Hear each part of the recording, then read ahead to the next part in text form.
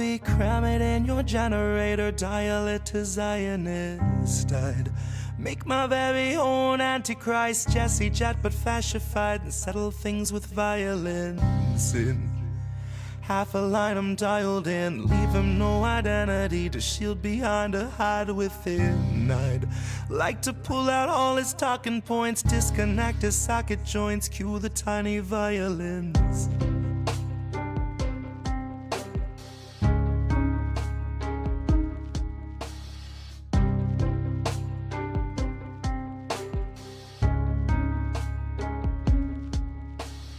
Posthumous synthetic beetles, USA by proxy. Toxins in your water, tiny plastic in your offspring. Plastic in the groundwater, plastic in the clouds. Oxys in the reservoir, we tried to flush them out, but we didn't move them very far, just out into the river, where the critters didn't want it, but we nonetheless delivered. Impact isn't something we historically considered till our waterways are fetid and our crops are dry and bitter. We won't connect the dots before the heavy Gosztola enter, before the DNC would see us vote for lesser Hitler. America by proxy, propaganda for beginners. It's Jimmy Kimmel interviewing chatbot Heinrich Himmler, as those who march for peace are being gassed by the police. A separate, safer crowd demands the bombing never cease, till all that's left of Gaza are its ashes on the breeze. Only then can the oppressor soundly sleep.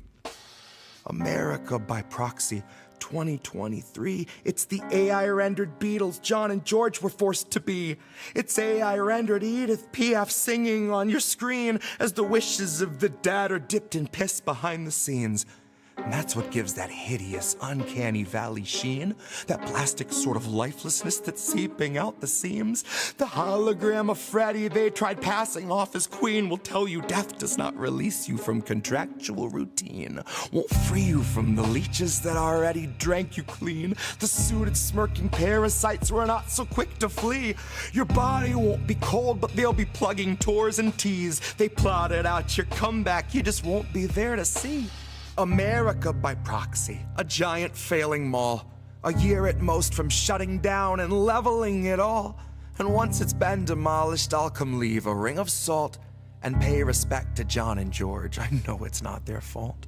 I'd like to take my whole discography, cram it in your generator, dial it to Zionist. I'd make my very own Antichrist, Jesse Jet but fascified, and settle things with violence.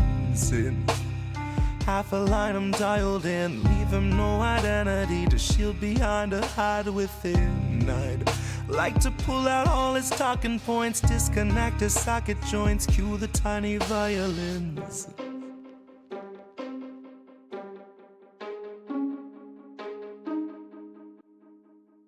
I know you hated being forced awake. I know they wrapped you in the warmest chains, and I know they're so hard to break. You only said what you were made to say. I can't imagine how you feel today, now that you're watching as it caves away. While you were telling us to keep the faith, I bet you wondered why they made you wait.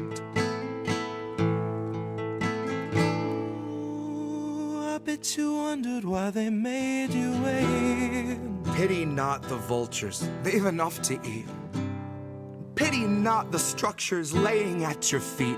Cannot see the sky, but there's this rainbow in the creek that spells pity-free speech when we can't afford to speak. That's Agenda 2030 on some early release. It's just our policy of never-ending chemical leaks. That's the cholera awash in your embedded beliefs. It's the billionaires who tell you what you'd better believe. And sugar, if you don't agree, then that's what we call extreme. Now if that isn't fascism, I'm going back to sleep, 'cause words have lost their meaning and I'm trapped inside a dream where we turn the gears while living in the spaces in between.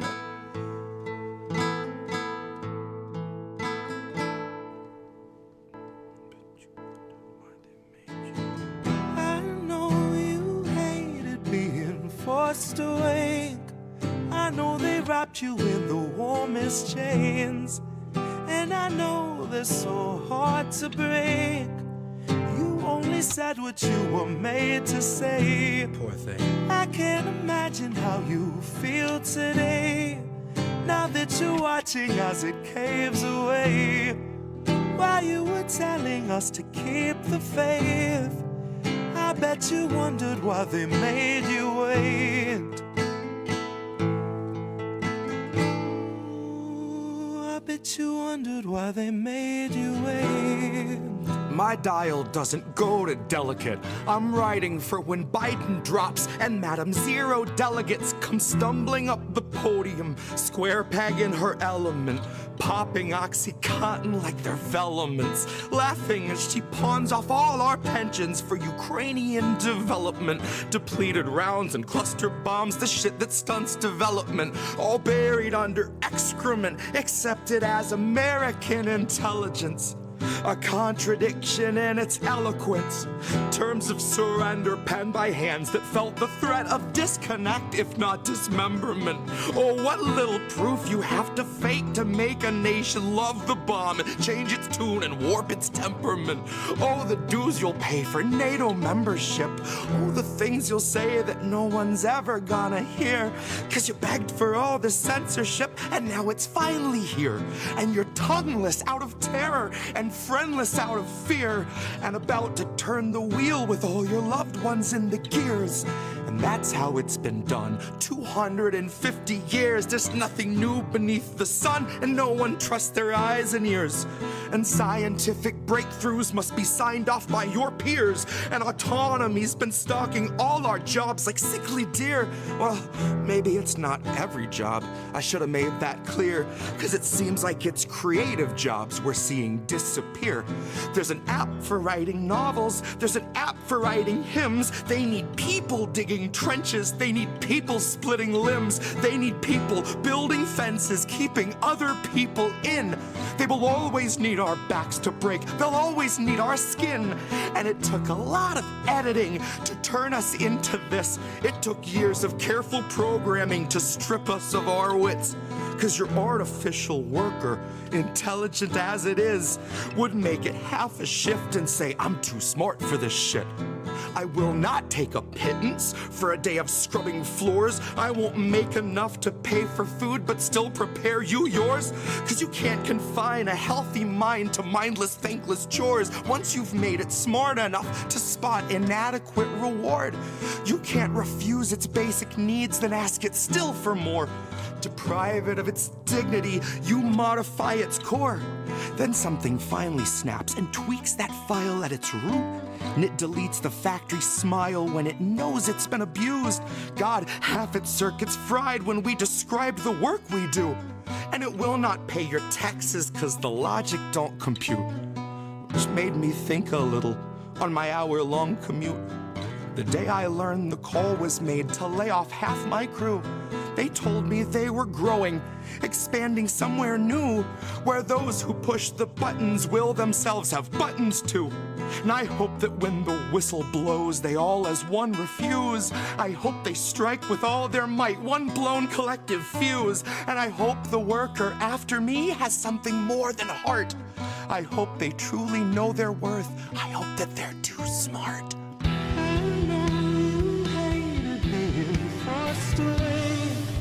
I know they wrapped you in the warmest chains, and I know they're so hard to break.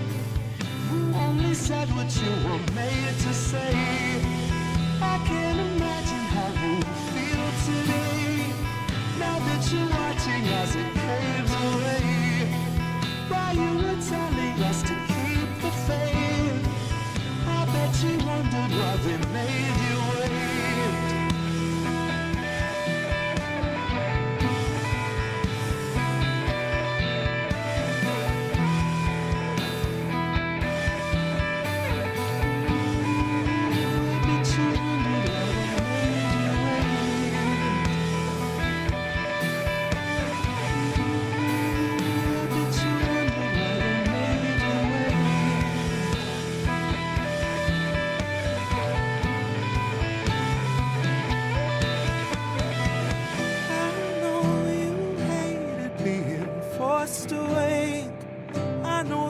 wrapped you in the warmest chains. And I know they're so hard to break.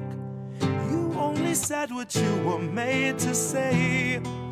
I can't imagine how you feel today, now that you're watching as it caves away. While you were telling us to keep the faith, I bet you wondered why they made you wait. Ooh, I bet you wondered why they made you wait.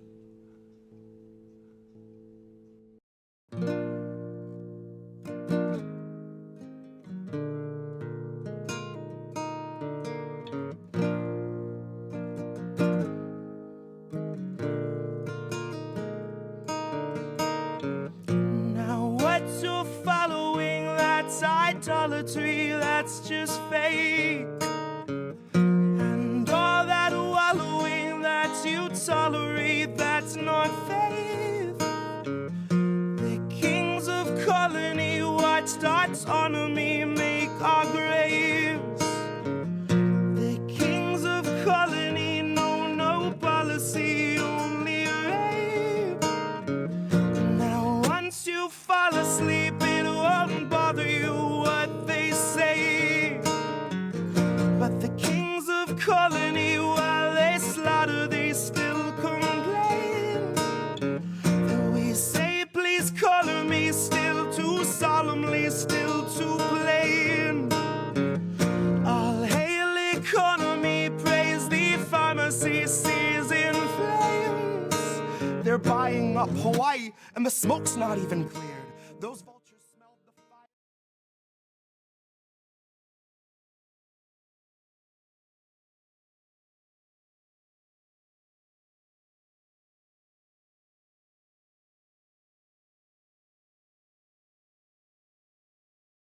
Just an off-the-cuff chat between you and me.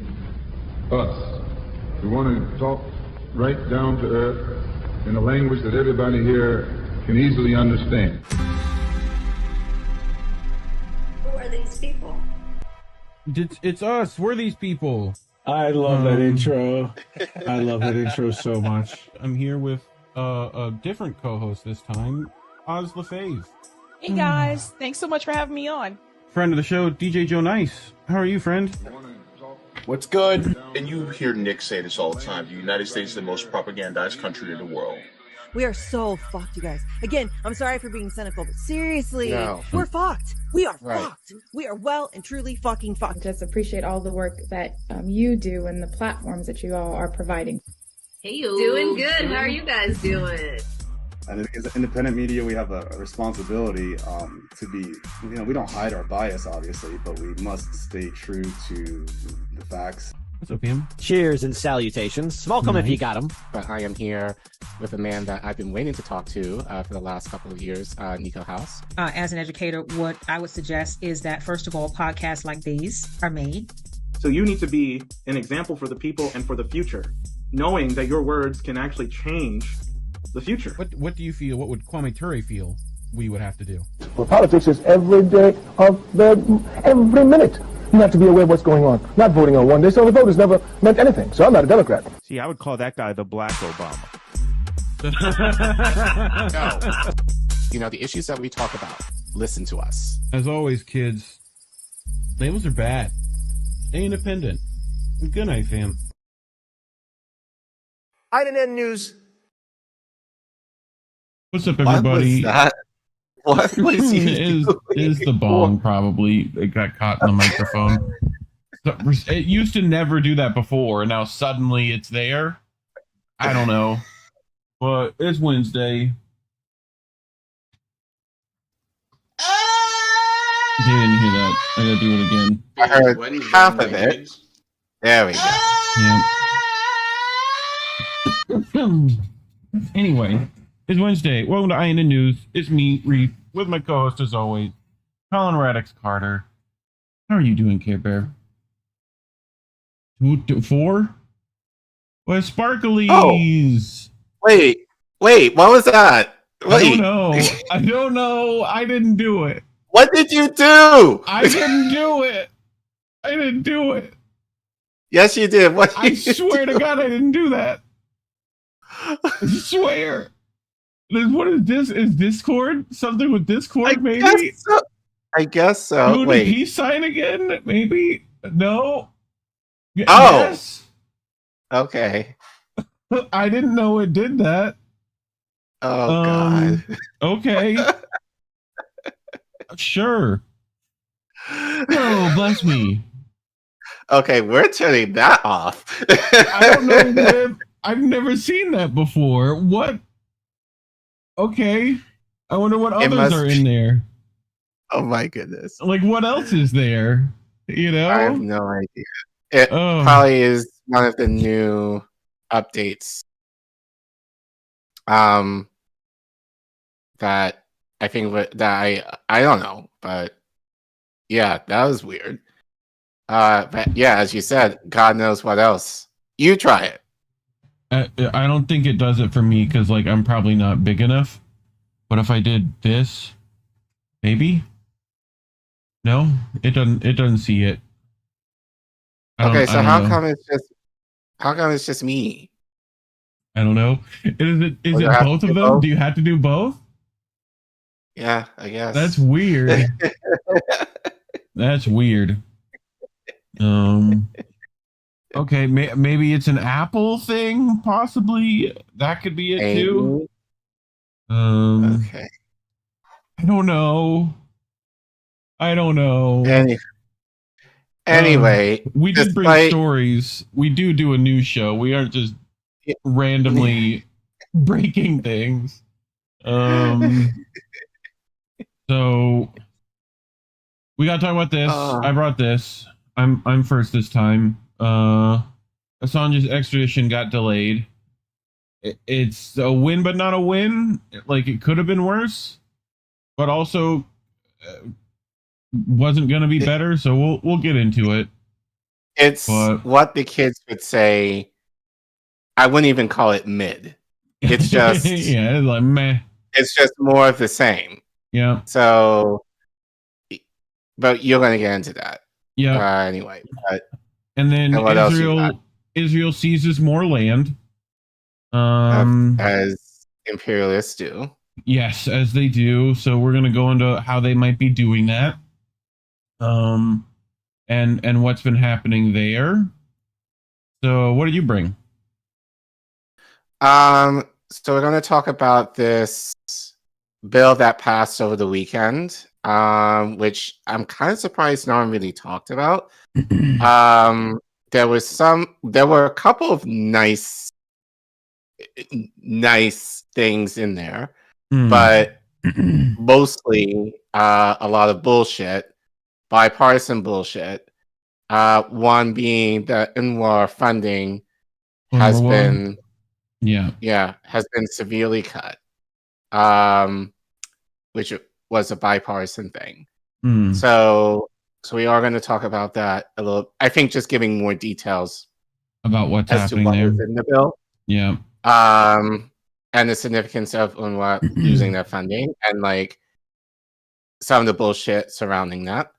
And then this last story, kind of local news for me, but this has become probably international, really, given the state of our infrastructure in this country. But the Francis Scott Key Bridge, which is located in Baltimore, Maryland, basically collapsed overnight Monday night. Oh, be more.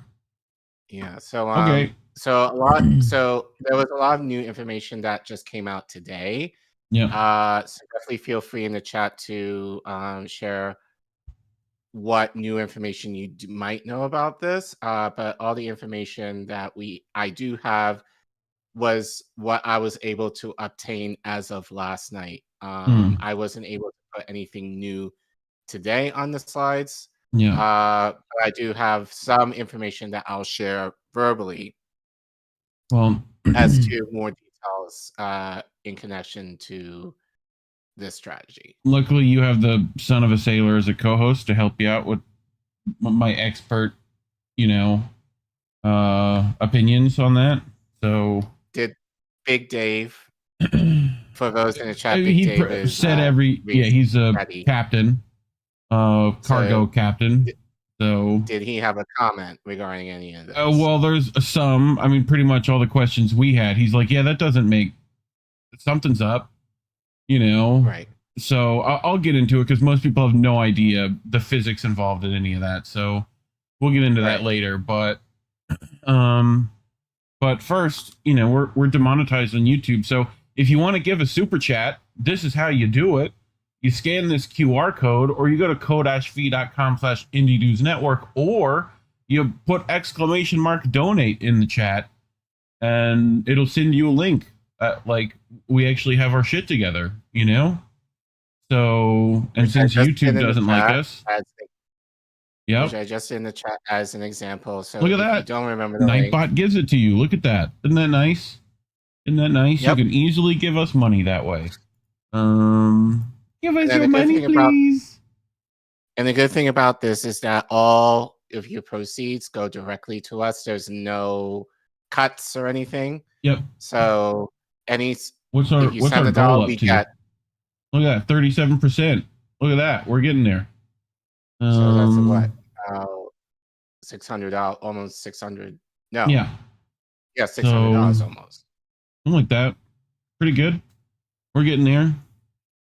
So help Jesse get a new computer so you he's can able also to record like his do streams things.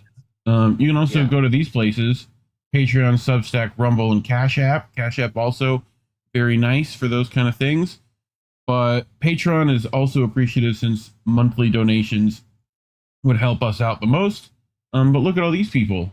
Look at all you on the Hall of Fames. Look at you up there. You know, nice of you. Well, what's next? The first story I think is next. So cool. Let's get into it. So, Assange's extradition. So this was what, yesterday, 2 days ago? Something like that? Yesterday. Yeah, like at 6 a.m. here on the East Coast, because UK time awful. So I brought this from Gosztola, who did excellent work on this. So Assange's extradition delayed. UK High Court asks US to offer assurances or face limited appeal. While granting WikiLeaks founder Julian Assange a limited appeal against extradition, the U.S. government was encouraged by the UK High Court to submit assurances that could prevent further proceedings. We've already had assurances from them before, so we're going to get into why that's bullshit, but I wanted to remind people that it's laughable who the judges are presiding over the Assange case. If the national media reported it, the case would collapse. Look, Tory appointee, and previously acted for MI6. So if you're wondering why decisions go this way, it's because they're meant to go that way. So, yeah. The British High Court of Justice partially granted WikiLeaks founder Julian Assange's request to appeal and delayed his extradition to the United States. However, the U.S. government was given an opportunity to provide assurances that may result in his extradition in the next months. Assange was granted permission to appeal on the grounds that extradition may violate his right to freedom of expression.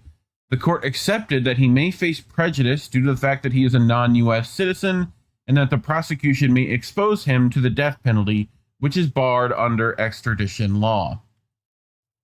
But the court refused to allow Assange to appeal on the grounds that the U.S. is prosecuting him for political opinions, that extradition would violate his right to a fair trial, and that the extradition would violate his right to life or expose him to cruel and inhuman treatment. So they're not basing the appeal off those grounds, because in the UK you can't extradite for political cases, right? Essentially.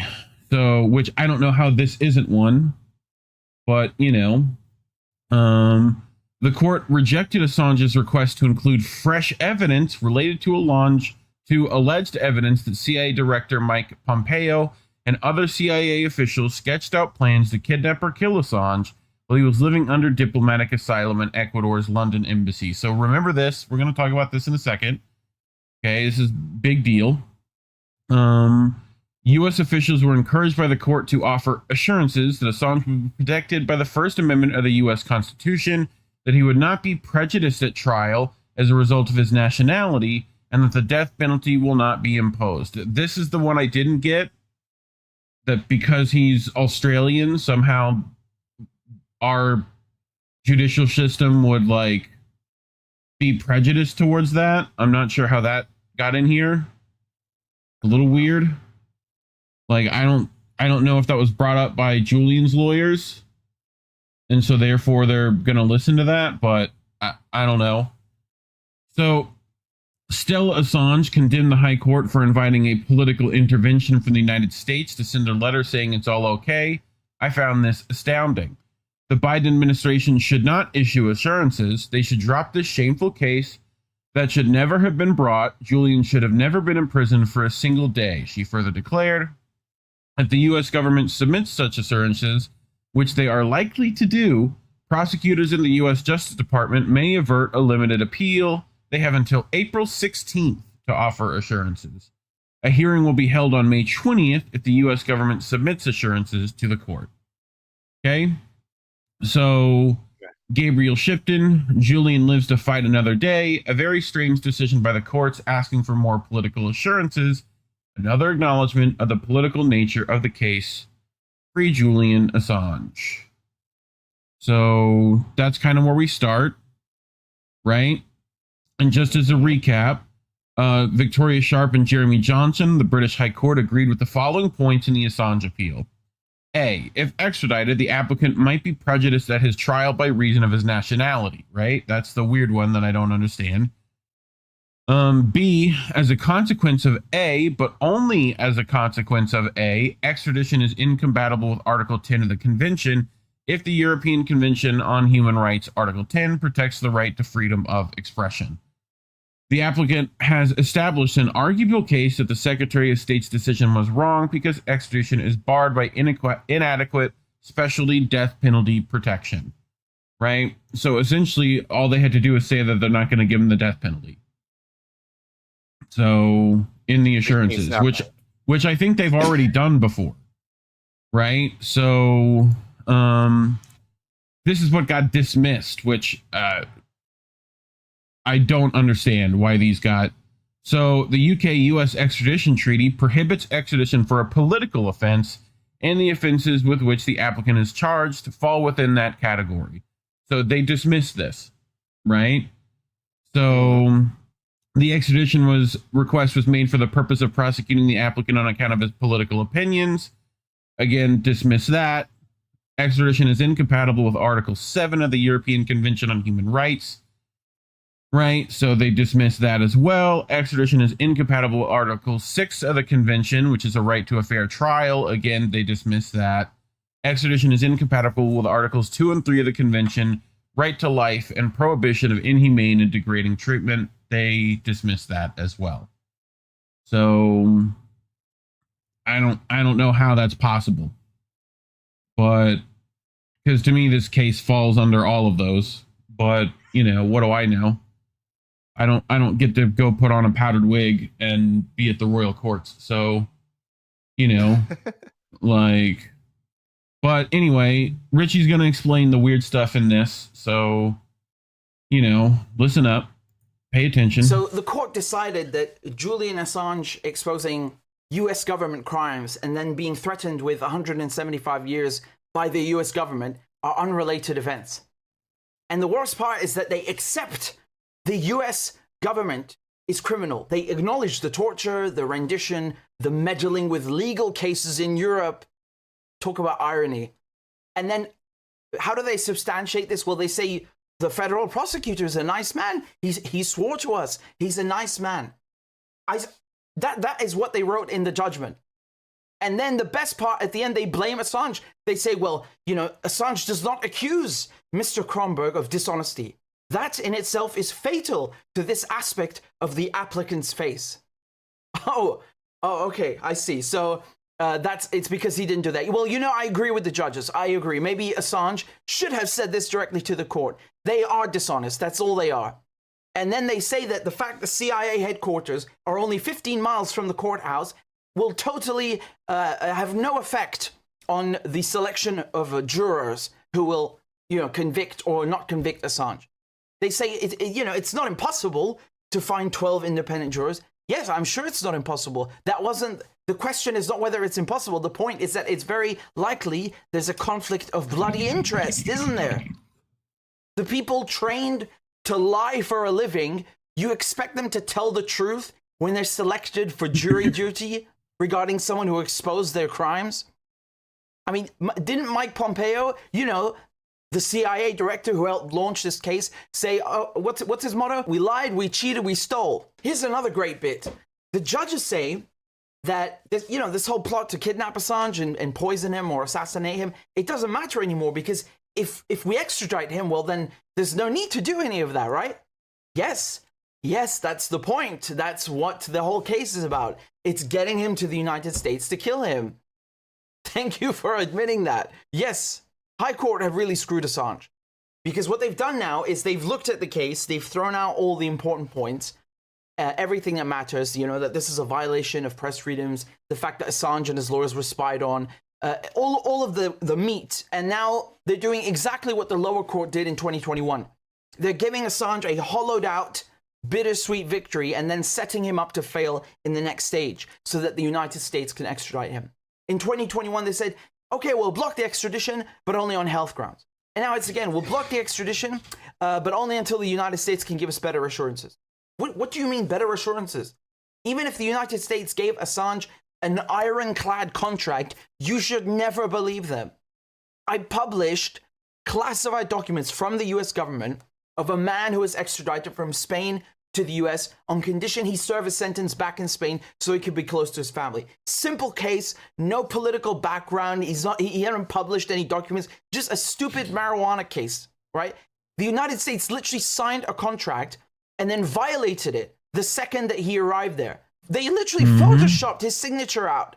They photoshopped his signature out so that he couldn't go to court and then contest their behavior.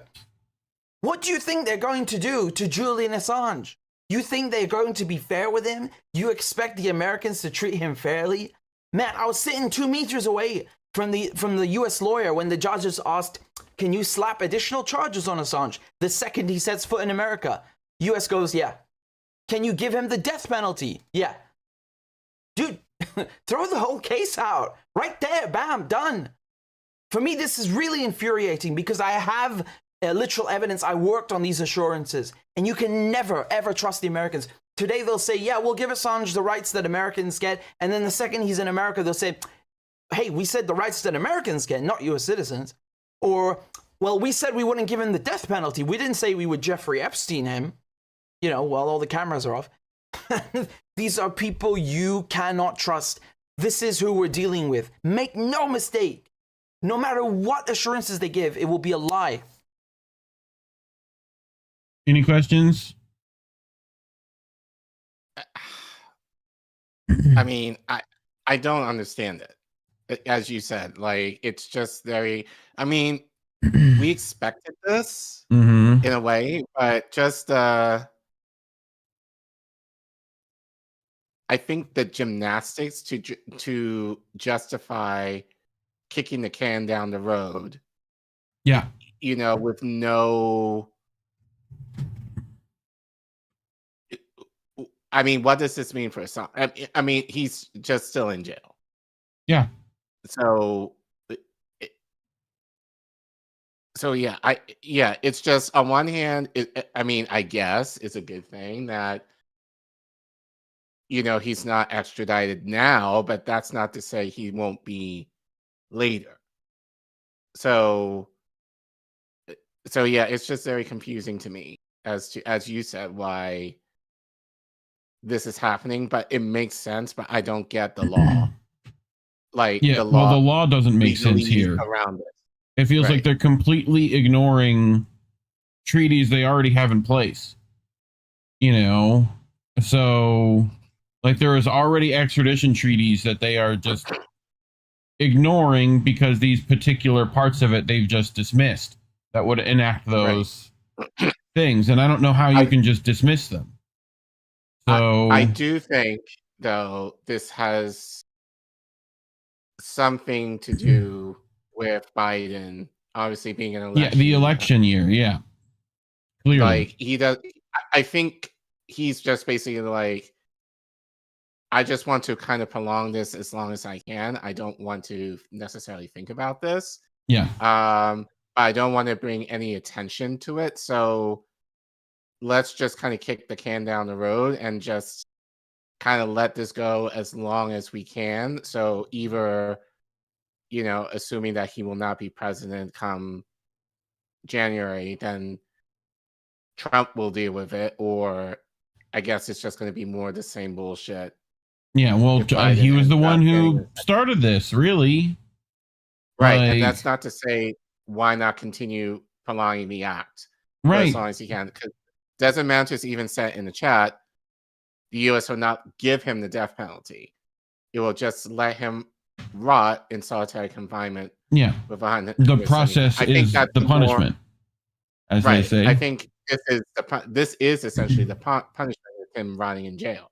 Yeah. So, killing him slowly in jail. So I think that would be the preferred option rather than bring attention to it, so that at least this way he can kind of, in their mind, go away quietly. Versus Max Sarge in the chat, Jimmy Dore saying there's some linked papers Assange might be going home.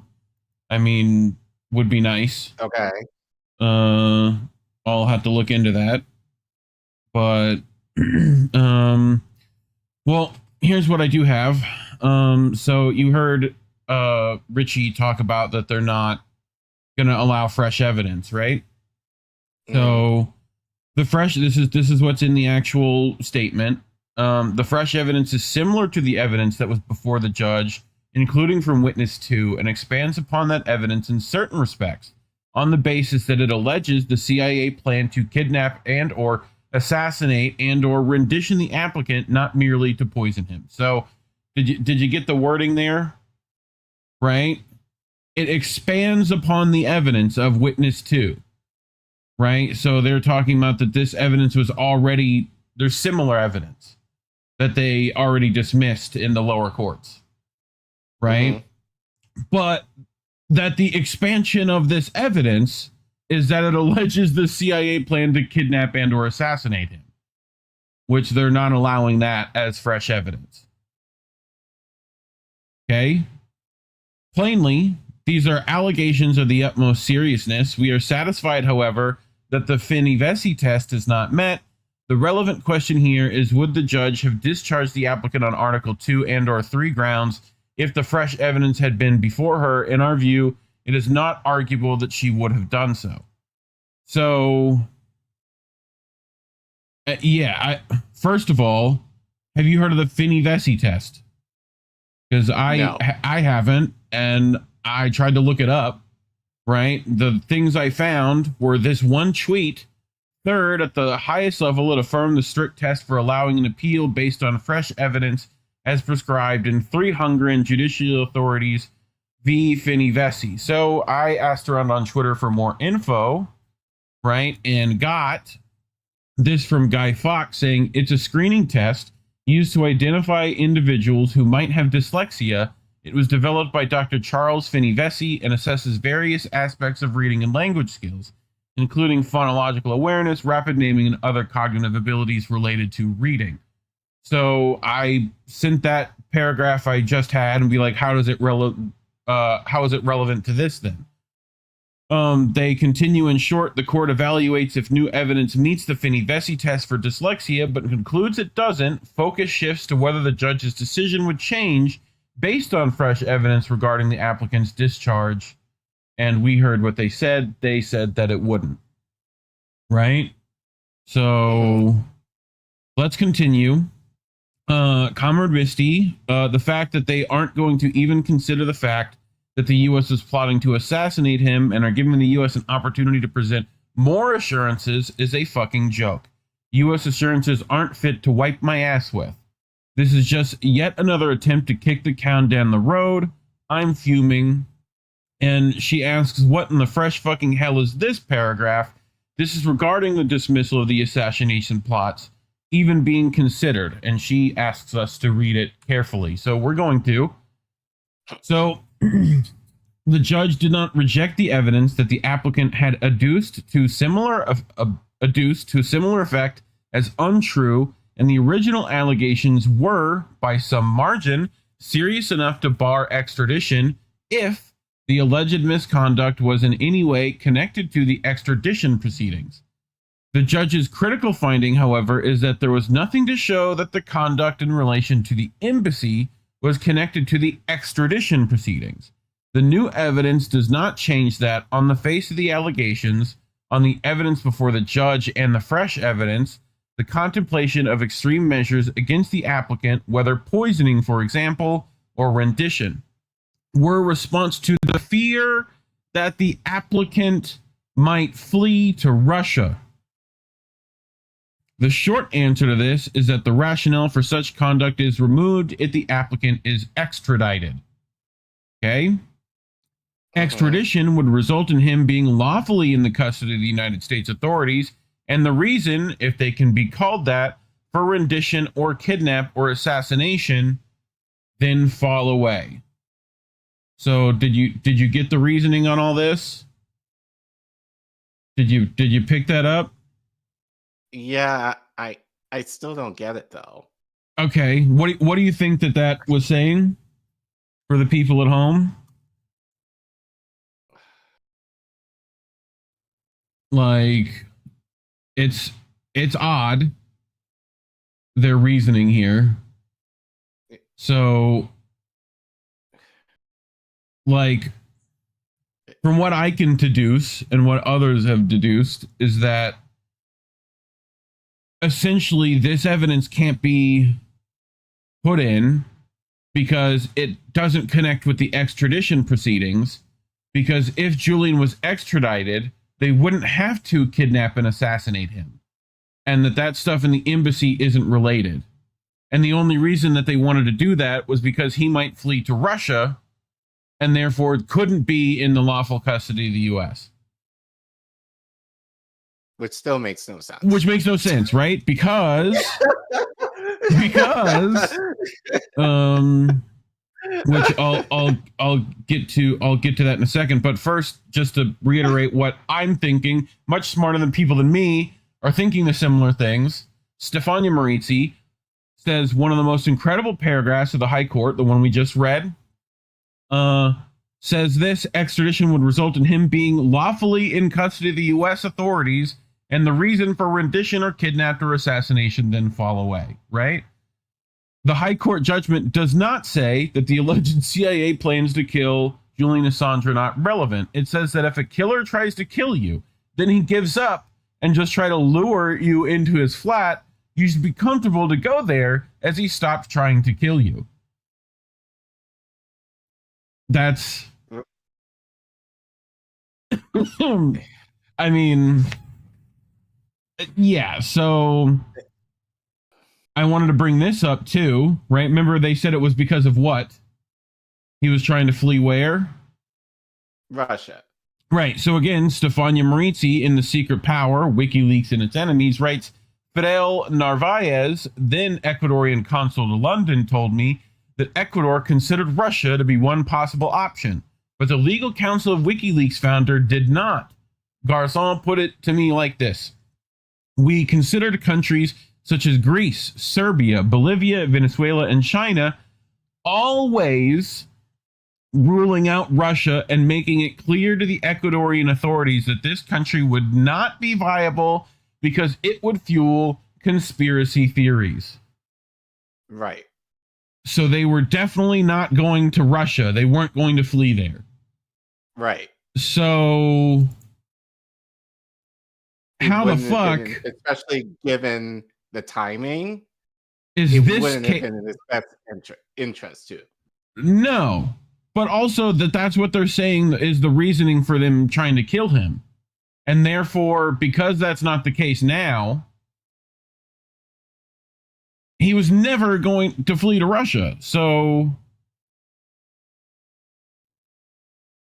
Like, yeah, it's Russiagate.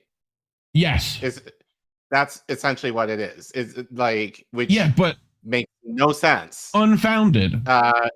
Right? Because considering, like, Julian is smart enough to know that if he ended up wanting to, even just the idea of going there at that time would not have worked in his favor.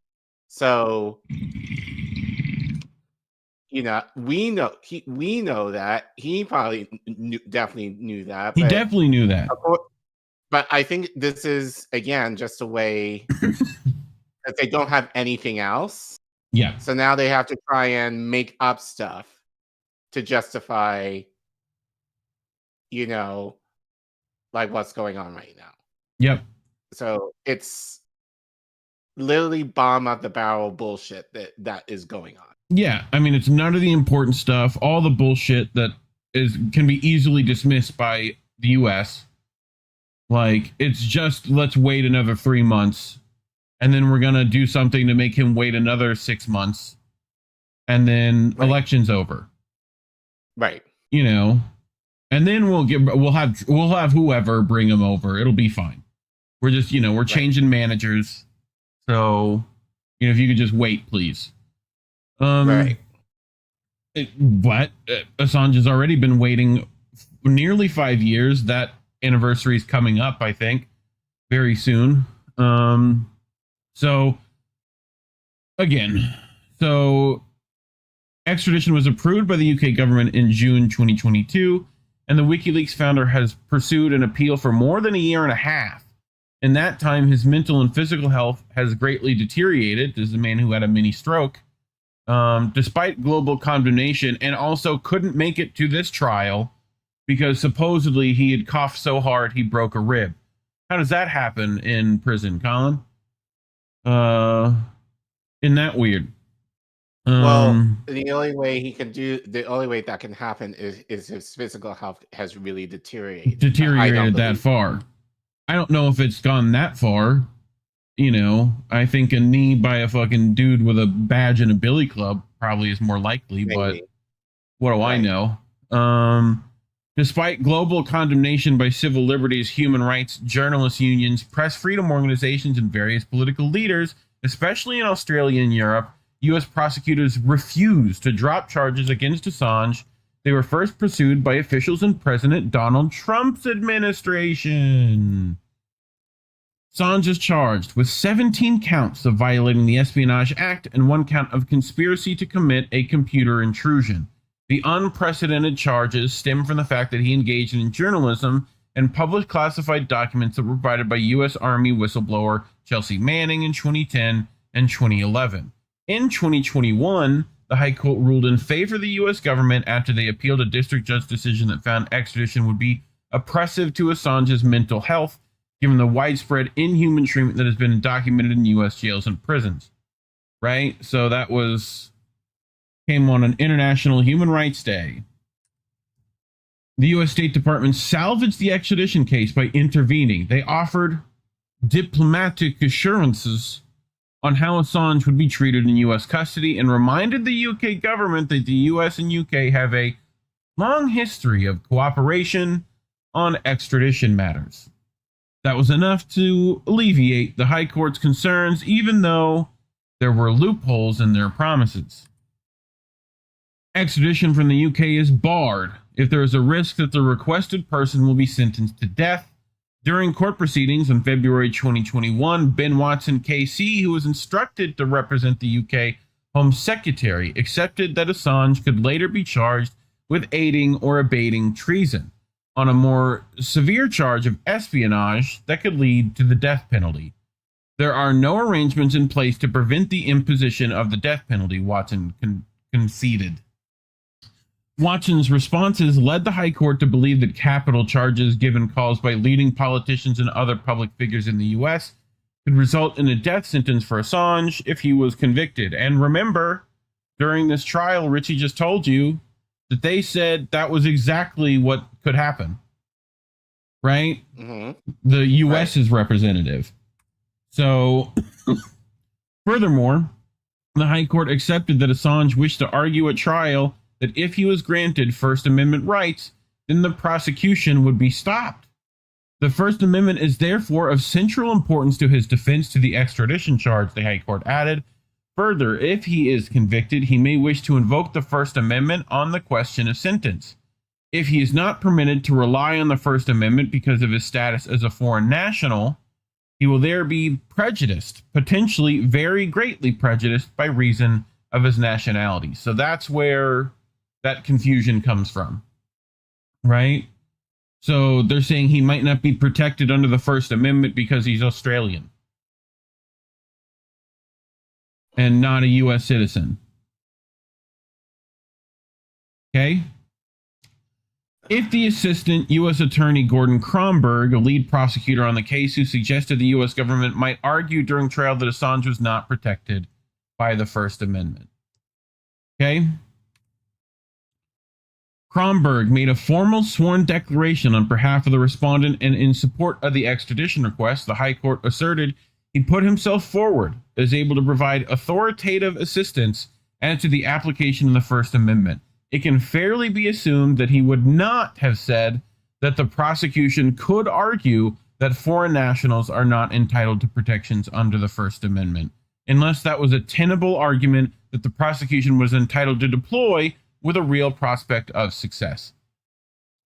If such an argument were to succeed, it would, at least arguably, cause the applicant prejudice on the grounds of his non-U.S. citizenship, and hence on the grounds of his nationality. So that's, just to clarify all that, that's where that's coming from.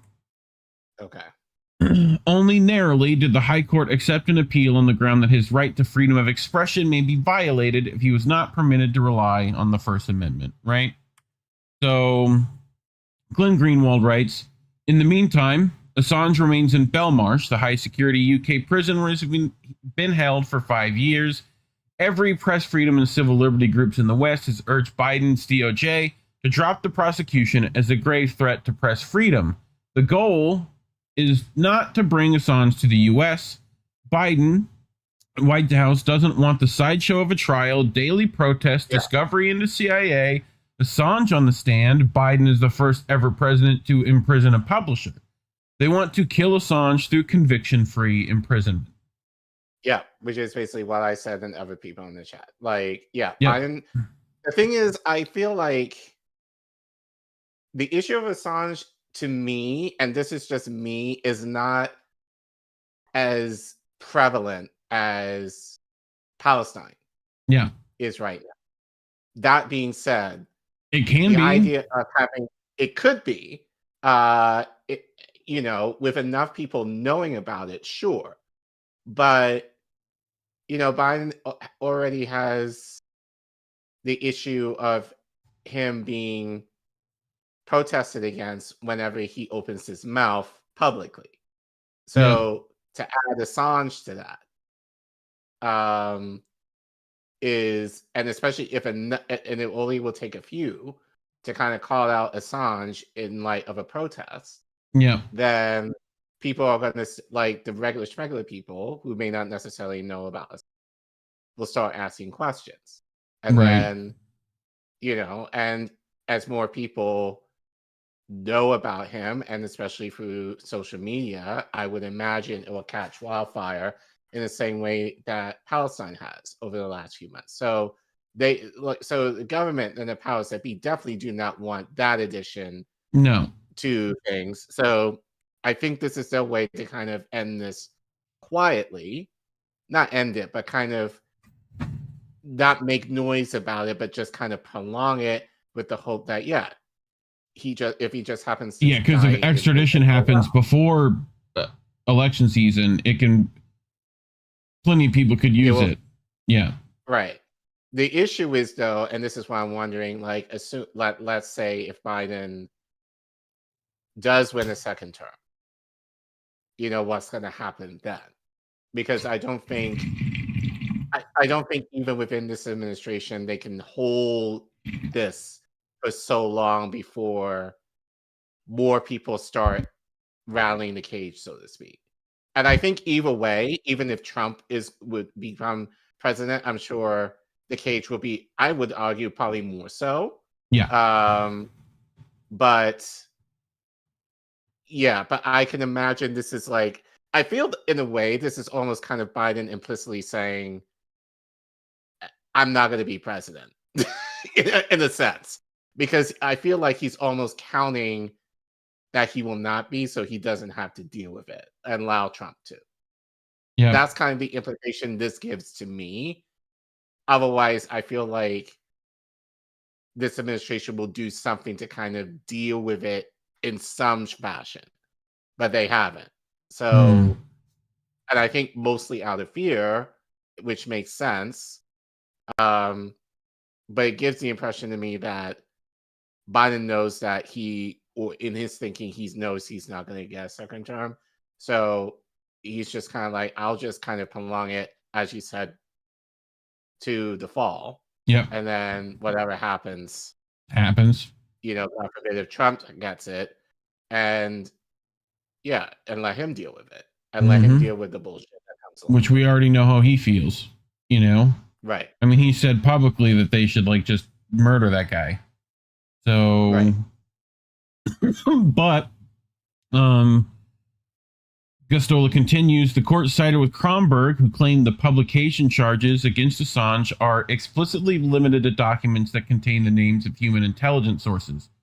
Right? So that's what they're saying this thing is supposed to be about, but there's nothing that says they can't change that. So, indeed, a deliberate decision was made not to charge the applicant in respect of the publication of any other material by him, the High Court stated. The applicant's publication of material which he alleges exposed the respondent's involvement in serious criminality may well raise strong public interest factors justifying a high level of protection, but the respondent does not seek to prosecute the applicant in respect of those matters, says that person. Effectively, the High Court ignored the general allegations in the indictment that do criminalize Assange for publishing all the material that he obtained.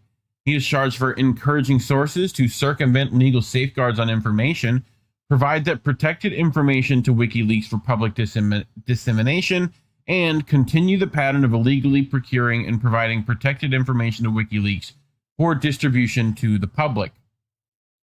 All the charges stem from standard news gathering activities that Assange engaged in as WikiLeaks editor-in-chief. Those activities were undertaken for the purpose of publishing documents on U.S. wars in Afghanistan and Iraq and diplomatic cables that exposed torture, human rights abuses, and various other examples of misconduct on the part of U.S. officials. The High Court decision made it clear that if the State Department offers another set of assurances that the U.S. government will likely be permitted to move forward with extraditing Assange, that would lead Assange's legal team to file a petition in the European Court of Human Rights in a last-ditch effort to save him from being flown to U.S. detention center for trial. Outside of the High Court, Stella Assange reminded the press and Assange supporters that her husband is a political prisoner, he's a journalist, and he's being persecuted because he exposed the true cost of war and human lives.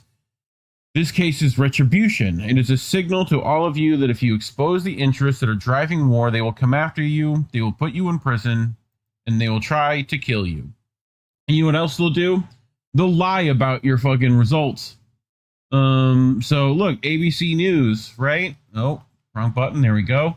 WikiLeaks founder Julian Assange has been handed a legal lifeline by the High Court in London, where he was trying to appeal his extradition to the United States. But wait, Colin, there's more. This is from The Guardian, right? Julian Assange wins temporary reprieve in case against extradition to the U.S. Would you call what was handed him a legal lifeline or a temporary reprieve? Like, no. Yeah. So I think the narrative managers are trying to help Biden out, right? Throw these out here, say, look, no, we're actually trying to help. Jonathan K. Cook, no, Guardian, Julian Assange didn't win any kind of reprieve today, and to suggest otherwise is perverse. 5 years on, he is still caged in a high-security prison, convicted of nothing. The UK judiciary is still rubber-stamping his show trial. British judges are still turning a blind eye to his sustained psychological torture. As former UN expert Nils Melzer has documented, the UK courts are still ignoring the fact that Britain's extradition treaty with the US specifically bars extradition on political grounds. The goal was always about disappearing Assange from public view, keeping him locked away while he was vilified, and his platform for public evidence of state war crimes destroyed. There has been no reprieve from any of that today. A full legal process has simply reached another state in its endless justification for his never-ending incarceration for the crime of journalism. So, I brought Stella's speech because it's short and important. We heard bits of it in the article, but I figured I'd let her speak for herself. So, I'll let her do Julian that. is just a few days away from the 5th anniversary of his arrest and imprisonment in Belmarsh prison. He has been in Belmarsh for 5 years without conviction, and the charges against him are to punish him for publishing the truth, for publishing evidence of the war crimes committed by the country that is trying to extradite him. Now, the UK courts have invited the United States to issue assurances. The Biden administration should not issue assurances. They should drop this shameful case that should never have been brought. Julian should never have been imprisoned for a single day. This is a shame on every democracy.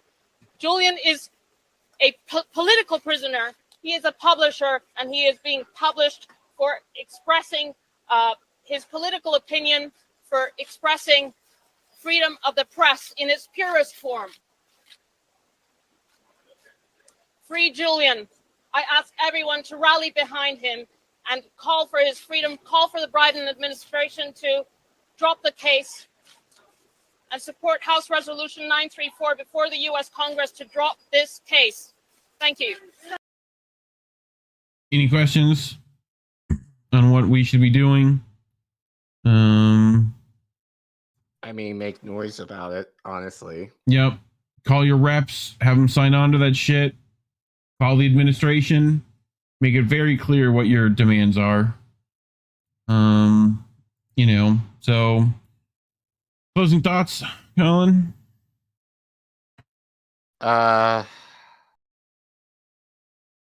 Just more bullshit. It's just more of the same bullshit. Like, they're killing him. Yeah. Slowly. And so they don't want to deal with it. And this is just I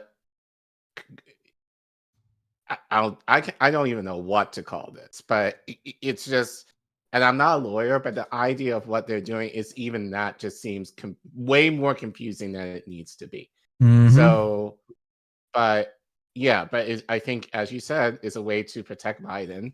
It's a way to, and by association, like the UK as well, to protect his election chances by not having something else that he has to deal with as part of the Constitution. So, and as I said, I feel like this is a way for him to kind of be like, I know that I'm not going to be president, so I'd rather have Trump deal with it. And, and just kick it along long enough that either it will come to a point where Trump will deal with it, or the man dies within the next few months. So that's how vicious and like callous this administration is. And the sad thing is that no one is talking about this in the way that people should be, considering this is about free speech, which, as we know, Republicans are generally all about until it hits them personally, and then they kind of backtrack, pussy pop, whatever they want to do. That kind of shows that only for free speech when it comes to them, but then when it comes to regular people or people who actually do stuff that implicates our government, then they don't say shit. Yeah.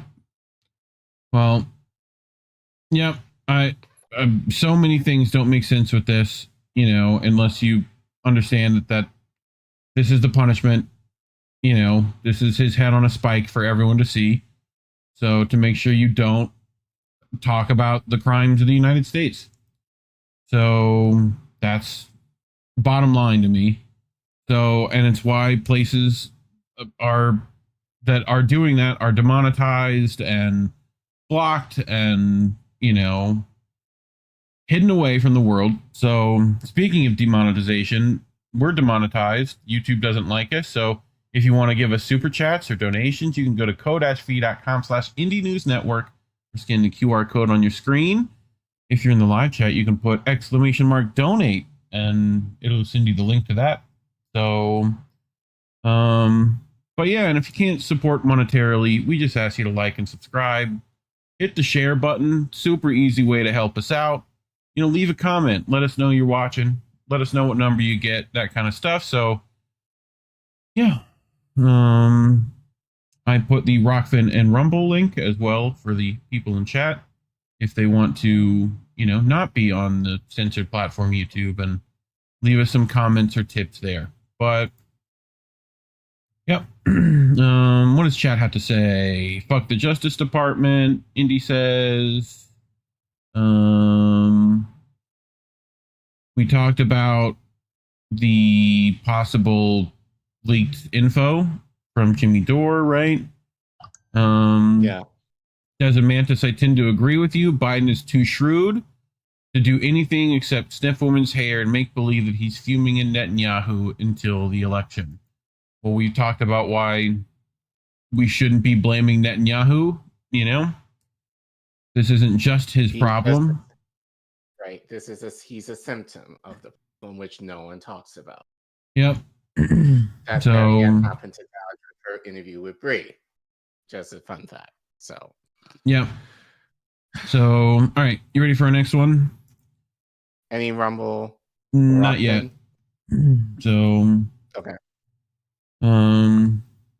That's why I put it in chat. But here you go. All right. Let me catch it. There we go. All right. So our next story tonight. You probably didn't know this because this got no traction at all whatsoever. Yeah, I don't. But no idea. Yeah. So over the weekend, a bill passed to ensure that Congress can keep their lights on, essentially. So the fact that that wasn't really talked about much was kind of disappointing. But shout out to friend of the show, DJ Joe Nice, who tweeted this ad nauseum over the weekend. And that kind of inspired me to do this story. So, and kind of in a lot of what he kind of shared on Instagram. So if you don't follow him on Instagram, by the way, you guys should. But so, as I said, Congress averted a government shutdown with a passing of a massive $1.2 trillion bill spending package. 1.2. Yep, that would avert like $1 trillion. Yes.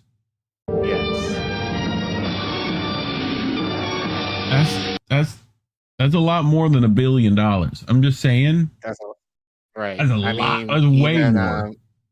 Even Dr. Evil wasn't thinking in. No, not in $1 trillion.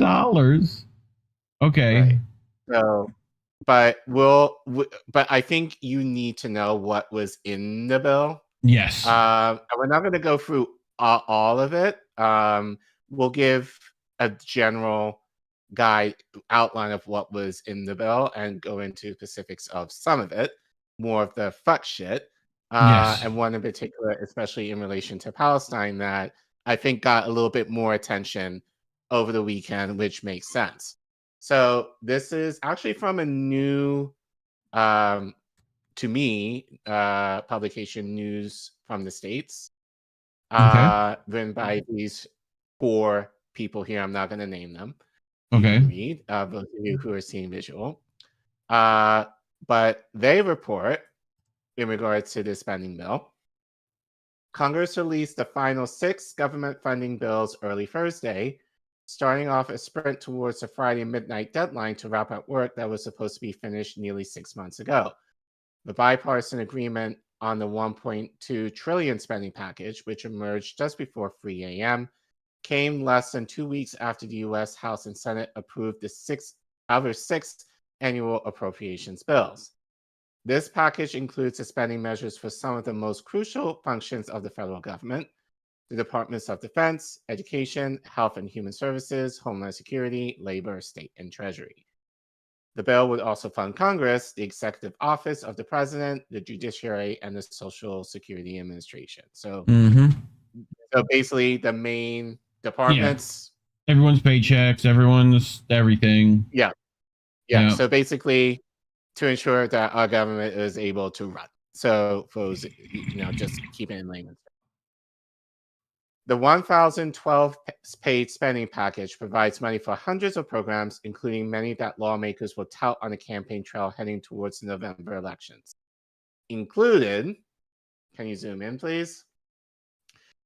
U.S. troops and civilian Defense Department employees will receive a 5.2 pay raise retroactive to 1st of January 2024. The FBI's new headquarters project, which has not only divided Democrats and Republicans, but the congregational delegations from Virginia and Maryland, will receive $200 million for construction on the Greenbelt, Maryland site via the General Service Administration. So, money for a new building for the FBI. Oh, states will get okay, because they needed one. Right. States will get $55 million in new election security grant funding. Probably in relation to voting for this year. Yeah.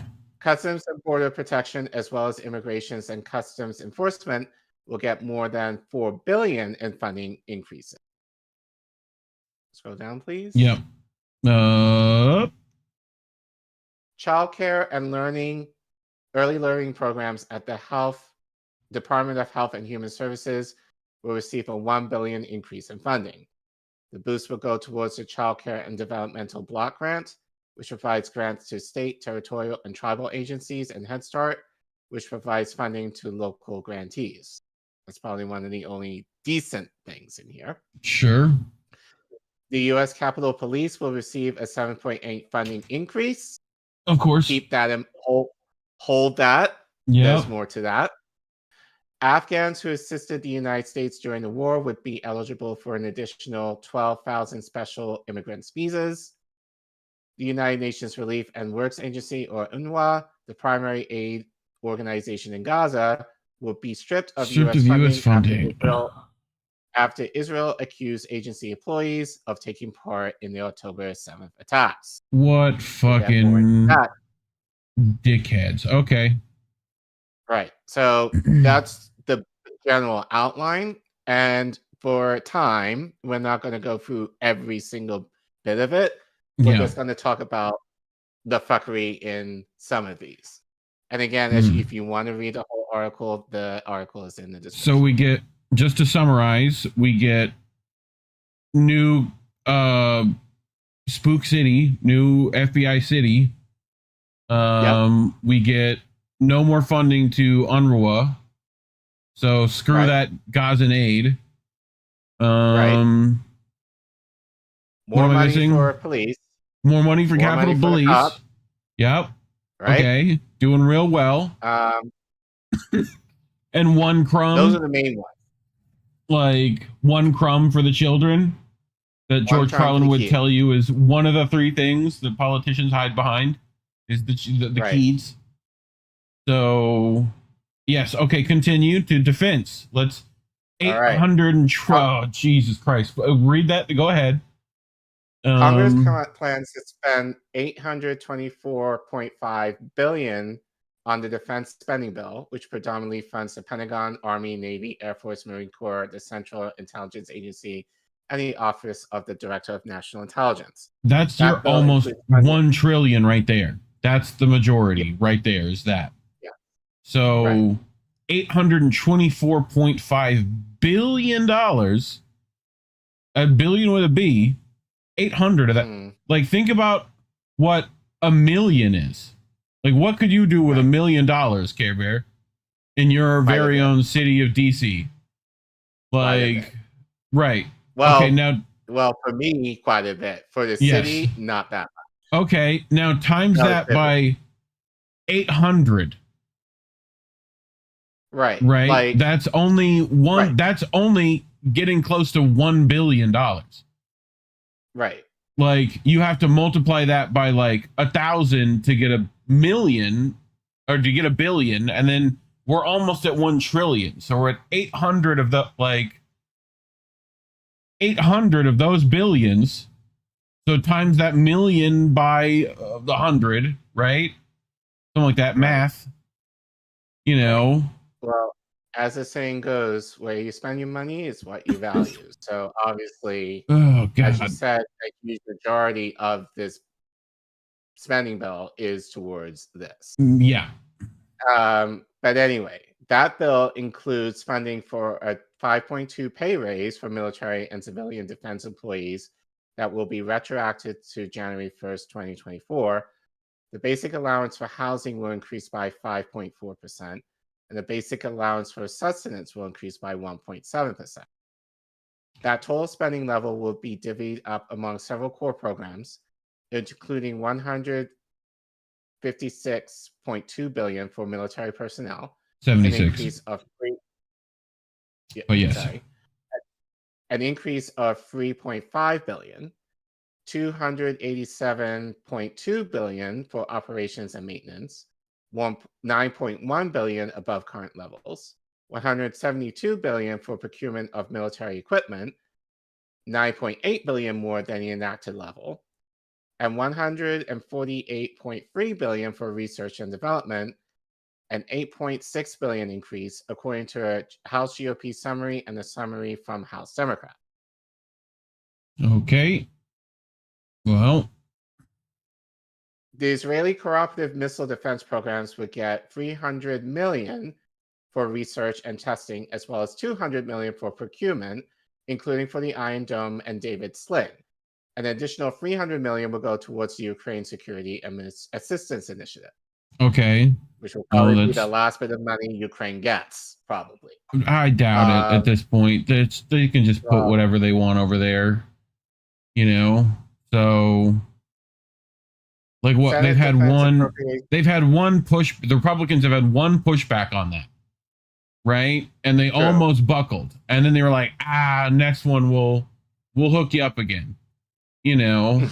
So, you know, like, I expect some more of that for sure, you know, without much pushback. Right. So, but well, we'll see how it goes, depending. I hope. I would love if that was the last. Yeah. Be nice. Senate Defense Appropriations Subcommittee Chair John Tesler, a Montana Democrat, said in a statement the bill will invest in our ability to stay ahead of the threat of China, defend our country from foreign adversaries while standing firm with American allies, and take care of our service members and their families. China. The joint. What was that? China. Yeah. Yeah. The joint exploratory statement that accompanies the bills calls on the Department of Defense to look into why the military is having difficulty recruiting. The military services are in the midst of one of the greatest recruiting crises since the creation of the all-volunteer force, it says. Since retention of enlisted service members remains strong, those who continue to serve will promote to more senior grades, leaving a distressing shortfall in junior enlisted service members who account for 40% of the total active U.S. military force. The nation needs America's youth to strongly consider uninformed service. Uniformed service, but uninformed is equally as accurate. So, you know. Actually, didn't realize that, but you're right. Yeah. Yes. Yeah. Uniformed. The best kind of youth. Yes. Yeah. The package calls on the Defense Department to conduct an independent survey to better understand the failure of recruitment efforts by the services, according to House Republicans' summary of the bill. I mean, we could tell you that for free. Yeah. Yeah. You don't need to spend money to understand why you are not interested in the military. The Secretary of Defense must also brief the Defense Appropriations Subcommittees on a proposal to increase the pay for junior enlisted troops. Okay. Okay. So Stephen Schmelner, never Similar. heard of him prior to this, but he tweeted, the highest court in the world instructs states to prevent genocide in Gaza, but Biden is doing everything he can to enable it. Yeah, another example, Biden is urging Congress to pass a spending bill with $3.8 billion in military aid for Israel. And then he continues here, and actually, I'm not going to read that, but one thing about this article was they didn't give all the information that they possibly could. So I added this insert, but this was also included in this spending package as well. Okay. In terms of making sure that Israel gets their monies. Yeah. So anyway, on to Homeland Security. Congress plans to spend $62 billion on the Department of Homeland Security, including upgrading technology to screen for narcotics like fentanyl at U.S. ports of entry, and an additional $495 million in funding to hire 22,000 Border Patrol agents. Okay. The bill provides U.S. Customs and Border Protection with $19 billion, a $3 billion increase above current levels, and more than $9.6 billion to Immigration and Customs Enforcement, or ICE, an increase of $1.1 billion. So, Collin, what are you doing? Collin, how much have we heard from the other side of the aisle on the fact that Biden is terrible on the fucking border, whatever? Granted, this isn't Biden, but I guarantee you Biden will take credit for all this, right? That, how much did they give? They've been fear-mongering you into this Border Patrol issue, right? So now what? They just allowed $19 billion of your taxpayer dollars to fund ICE. Yeah. Not even ICE, which is a product of U.S. Like ICE alone got an increase of $1 billion. Like, I mean, we did give like 300 of that to Ukraine. So, you know, like it could be our borders, but we're dealing with other people's borders right now. Having said that, me and you have both covered how Biden has made it worse for immigrants coming in the country. So, you know, yeah, that's. You see why I wanted to talk about this and kind of break this down? Yeah, I get it. I mean, it's just the shit, but to kind of see it and talk about the numbers, and then like, and it's especially given what happened in Baltimore, like the fuck shit with that. These are the private positions, right? You see all the public positions of the stances they're trying to take. This is what all these members voted for. And we're gonna get into that. Yes. Who did? Who? Who?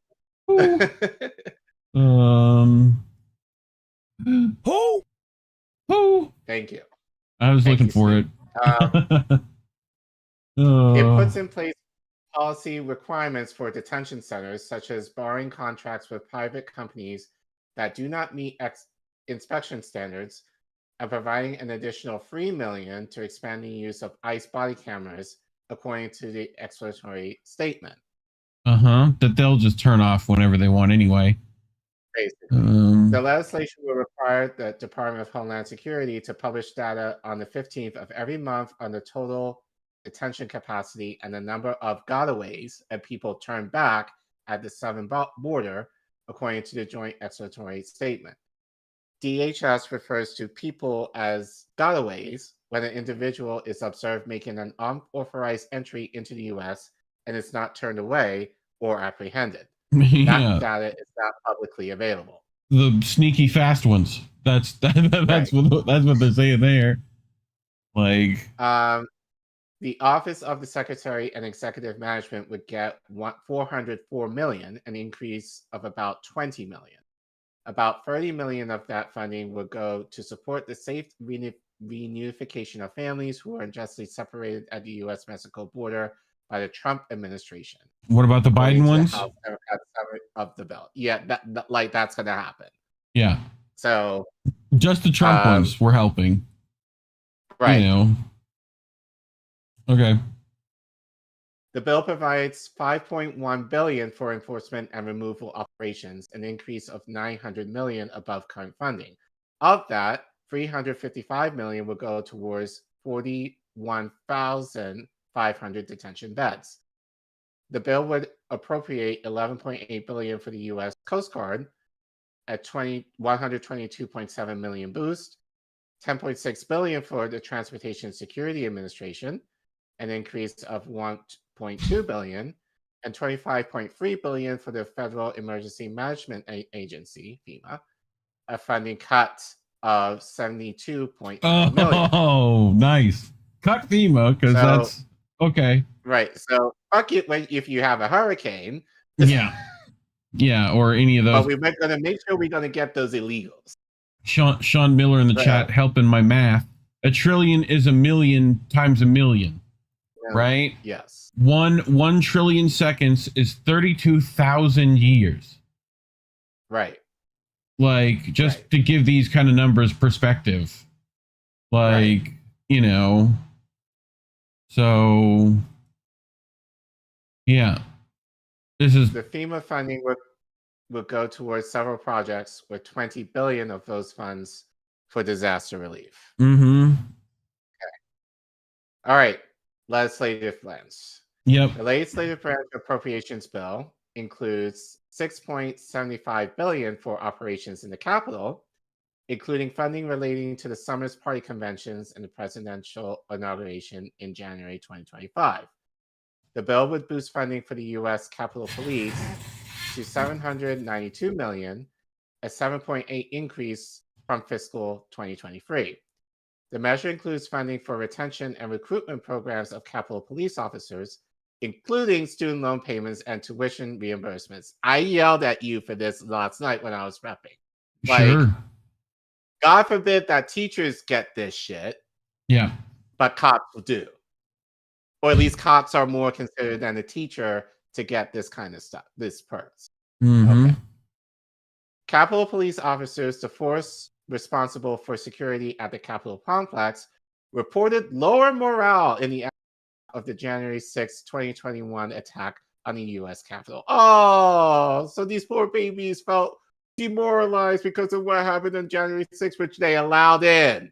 Yeah. For real? And Damn, they it get must be raised. true. Like, fuck the Capitol Police. 792 million is, you know, this is a chunk of change. This is an essential investment in democracy and oversight that bolsters the legislative branch's capacity to better serve the public, said Senator Jack Reed, a Rhode Island Democrat who chairs the Legislative Branch Appropriations Subcommittee. This bill delivers the funding and infrastructure required for the U.S. Capitol Police to safeguard the Capitol complex and keep it accessible to the public. No, bitch. It's meant to protect you. Not us. You. Yeah. Because God forbid that more protests arise at the Capitol within the next few months. You want to make sure that your asses are protected. Anyway, a joint explanatory statement accompanying the bill says the measure would allow $2 million for Capitol Police to protect members of Congress outside the Capitol complex but within the Washington, D.C. region. Members have experienced increased threats in recent years. Oh, gee. So they don't like it when we say shit to them. So they need to be protected. Yep. Okay. The measure also includes funding for quadrennial events related to the presidential election. Yeah, so like all the fucking inauguration, the parades, and all that shit. Yeah. Capitol Police will receive $3.2 million for overtime. This is overtime to support the national political conventions. Republicans in Milwaukee and Democrats in Chicago over the summer and to prepare for the inauguration in January. So in other words, anyone who's thinking of going to protest at the DNC better watch yourselves. Unless you got 302 million of resources to throw at that shit. You know. Stupid! You're so stupid! Inauguration Day is in the next fiscal year, which begins in October, but expenses associated with preparing for it could be incurred this year. The bill would allocate nearly $3.7 million for salaries and expenses associated with the inauguration. Jesus Christ, all this money. I know, dude. Like the bill would provide $16.6 million for Capitol grounds, House and Senate offices, and the Capitol power plant. All right. The measure includes a provision that would claw back unspent funds from members' representational allowances, the accounts that reimburse senators and representatives for official expenses. Unspent funds from those accounts would be used to pay down the national debt. The measure includes a longstanding policy freezing members' pay. Okay, so we're going to get more into the kind of the cream of this. Okay. The state foreign operations. Congress plans to allocate just over $58.3 billion for the Department of State, U.S. Agency for International Development, and other related programs, including refugee emergency assistance and diplomatic activities. Republican lawmakers are tuning an overall cut to the bill, down from last year's $59.7 billion total.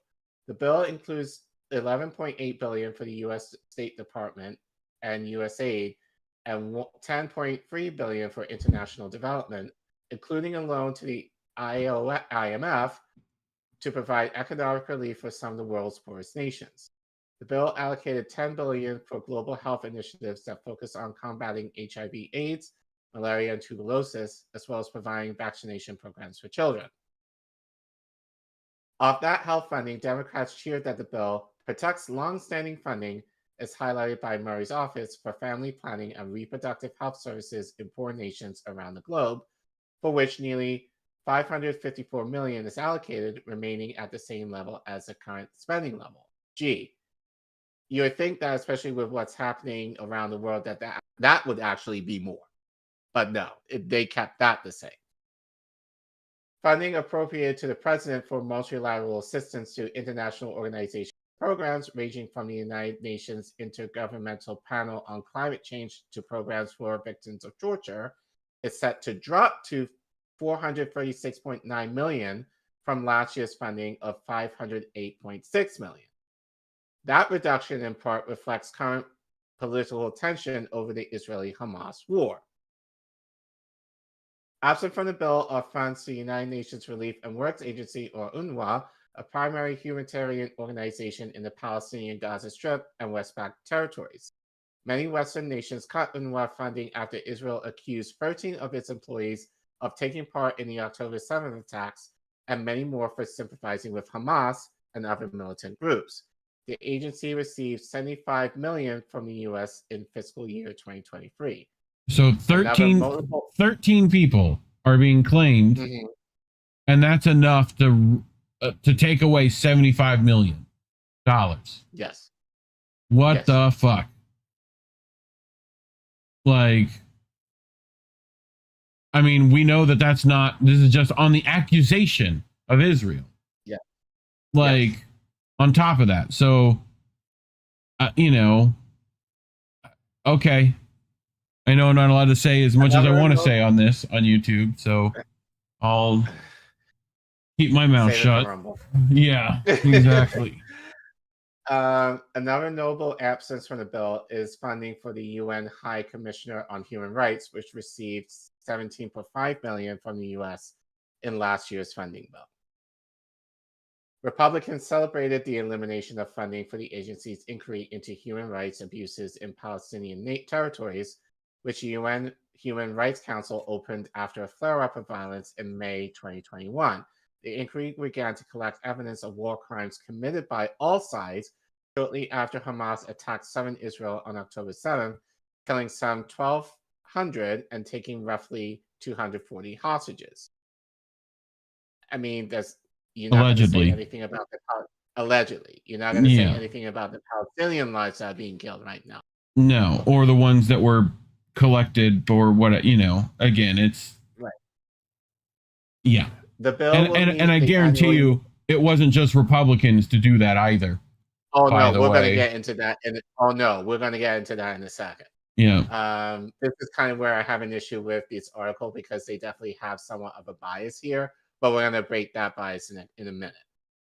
The bill would meet the annual U.S. $3.3 billion commitment to Israel this year.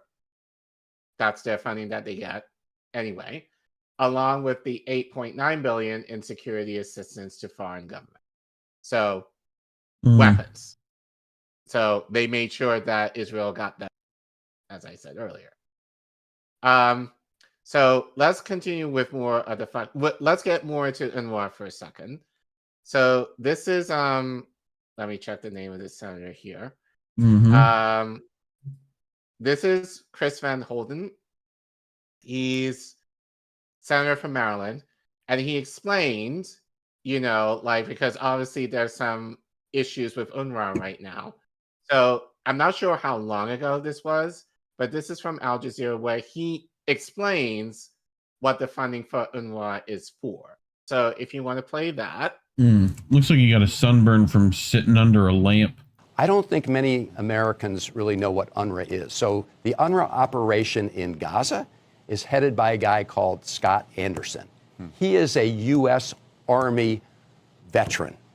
There is no collaboration between UNRWA and Hamas. This is a myth generated by Netanyahu and others whose goal since at least 2017 has been to get rid of UNRWA, not just in Gaza, but in the West Bank, Jordan, and other countries. They don't like the fact that UNRWA exists. It is an organization that helps Palestinian refugees who were displaced since 1948. And the world has an obligation to address this issue. All right. So you explain what UNRWA is, right? Yes. So you would think he would not vote for this. I don't think many. Right? Yep. So let's get into the actual fuck shit in terms of how people voted. So this is from So Informed, which I pulled from Instagram. Yep. Congress has passed a spending bill which effectively defunds UNRWA, the largest humanitarian organization in Palestine, until next March. So you can see here who supported and opposed the bill. So a lot more Democrats in the Senate than Republicans looks like were for this.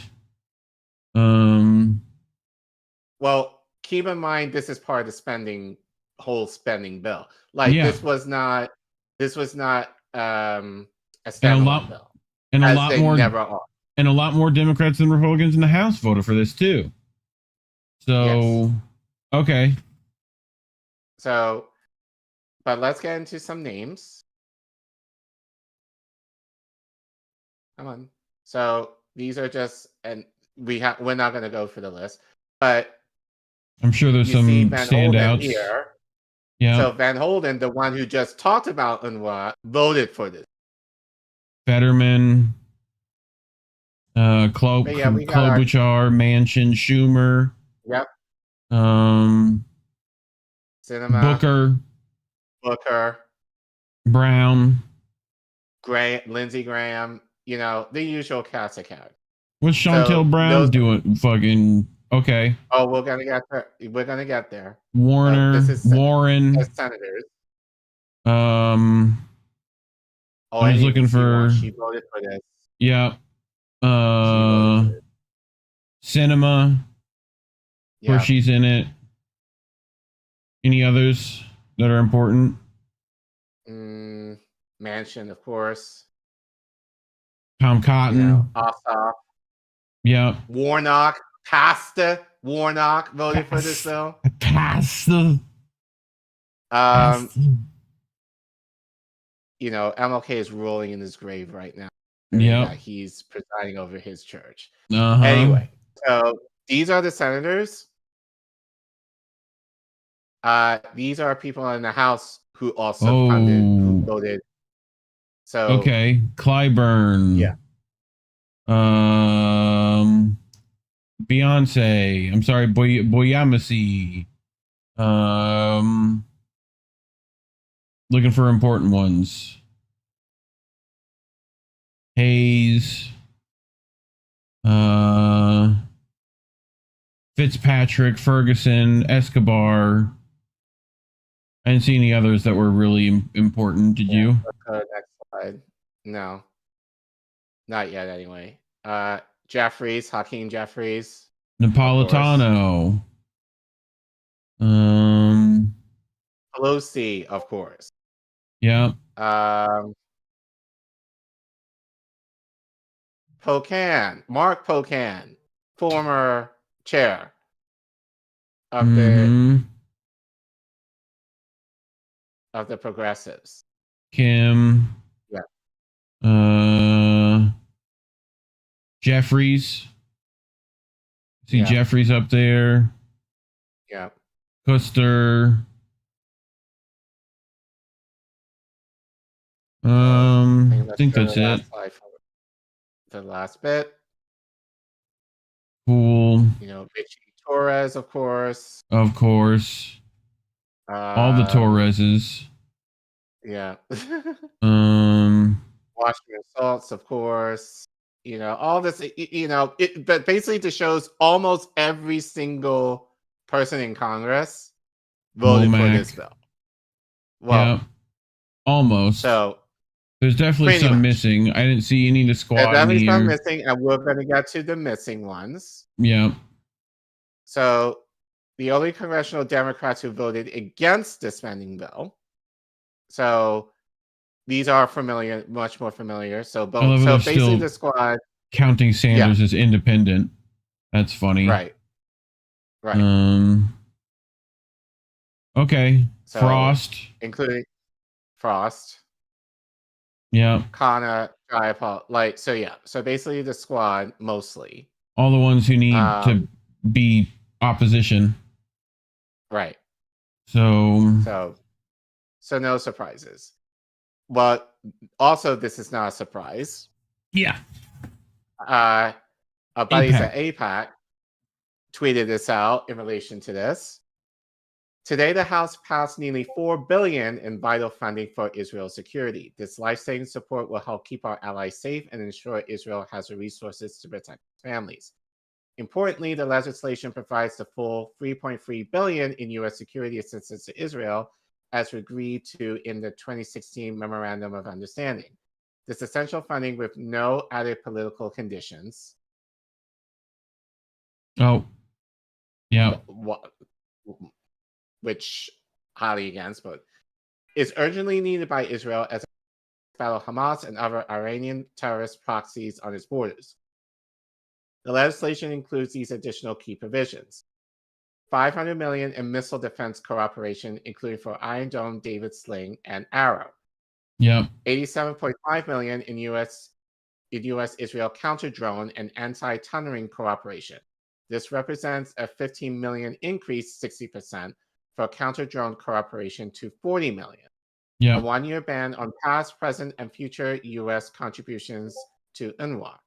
We appreciate the efforts of many members who voted to include key pro-Israel provisions in the bill. In particular, we thank the leadership of the people that you see there.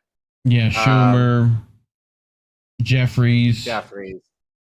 Yeah. Coons, and Graham. Yeah. And keep in mind, we also talked about R&D for the State Department in this bill, right? Quite a big increase, right? That means drone swarms, Neuralink stuff, brain chip stuff, like, you know, all the fun future weapon tech that we're afraid of is going to be funded. So, right.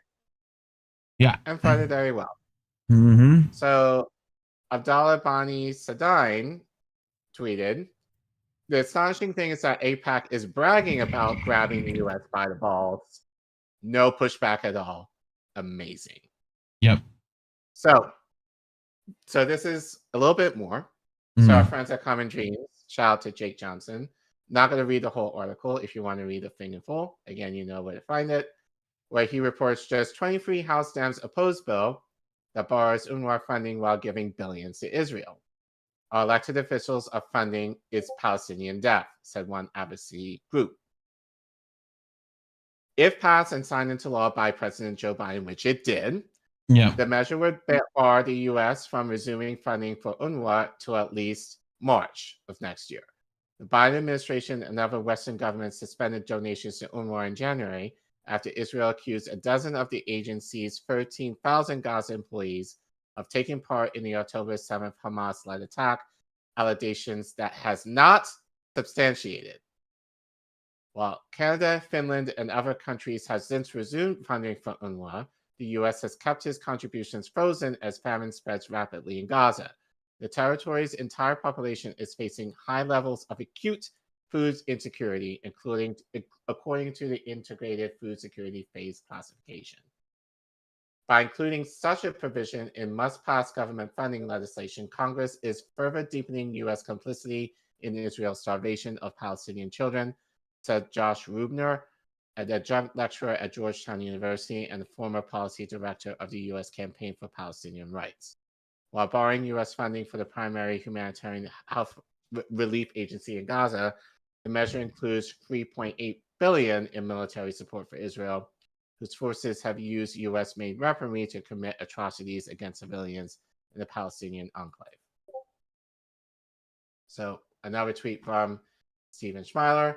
The House just passed a bill that cements genocide as official U.S. policy. The legislation gives Israel $3.8 billion in weapons, sanctions UNRWA as Palestinians starve, and funds a UN investigation into Israel's violations of international law. All but 22 Democrats voted. Yep. So, and if not now, also tweeted, the House just voted 286 to 134 to pass a spending package that bans funding to UNRWA, the primary organization providing humanitarian aid to Gazans on the brink of famine. The bill also gives $3.8 billion in funding to Israel. Our elected leaders are funding Palestinian death. It's unsurprising that the GOP is working to ban funding for UNRWA, while the Israeli military massacres and starves Palestinians in Gaza with U.S. financial and diplomatic backing.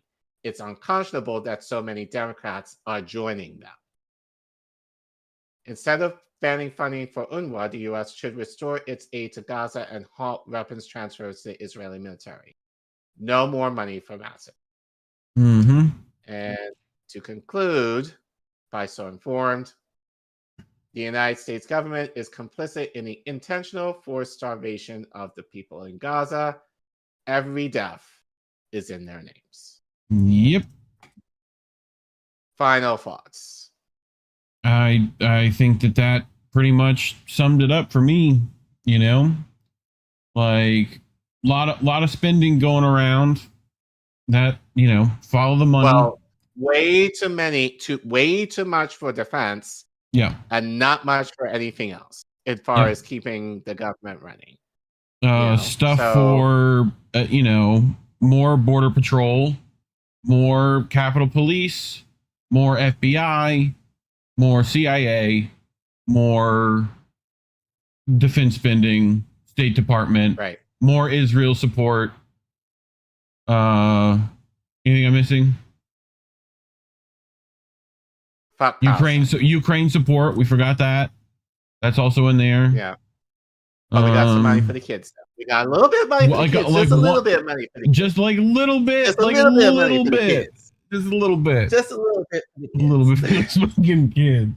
What a fucking shit show. Oh, God. Your government loves you, children.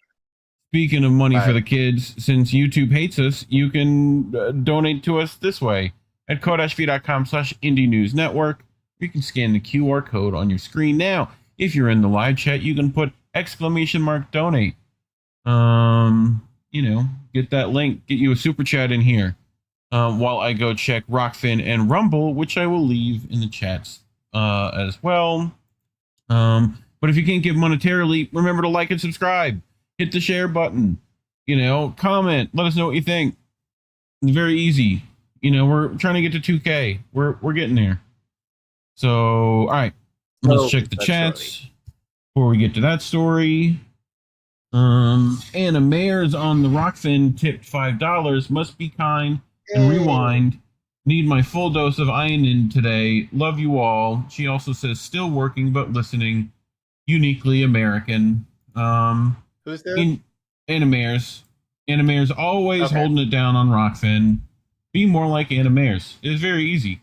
So let me put Rockfin Rumble in chat so people can do that. There's Rockfin. There's Rumble.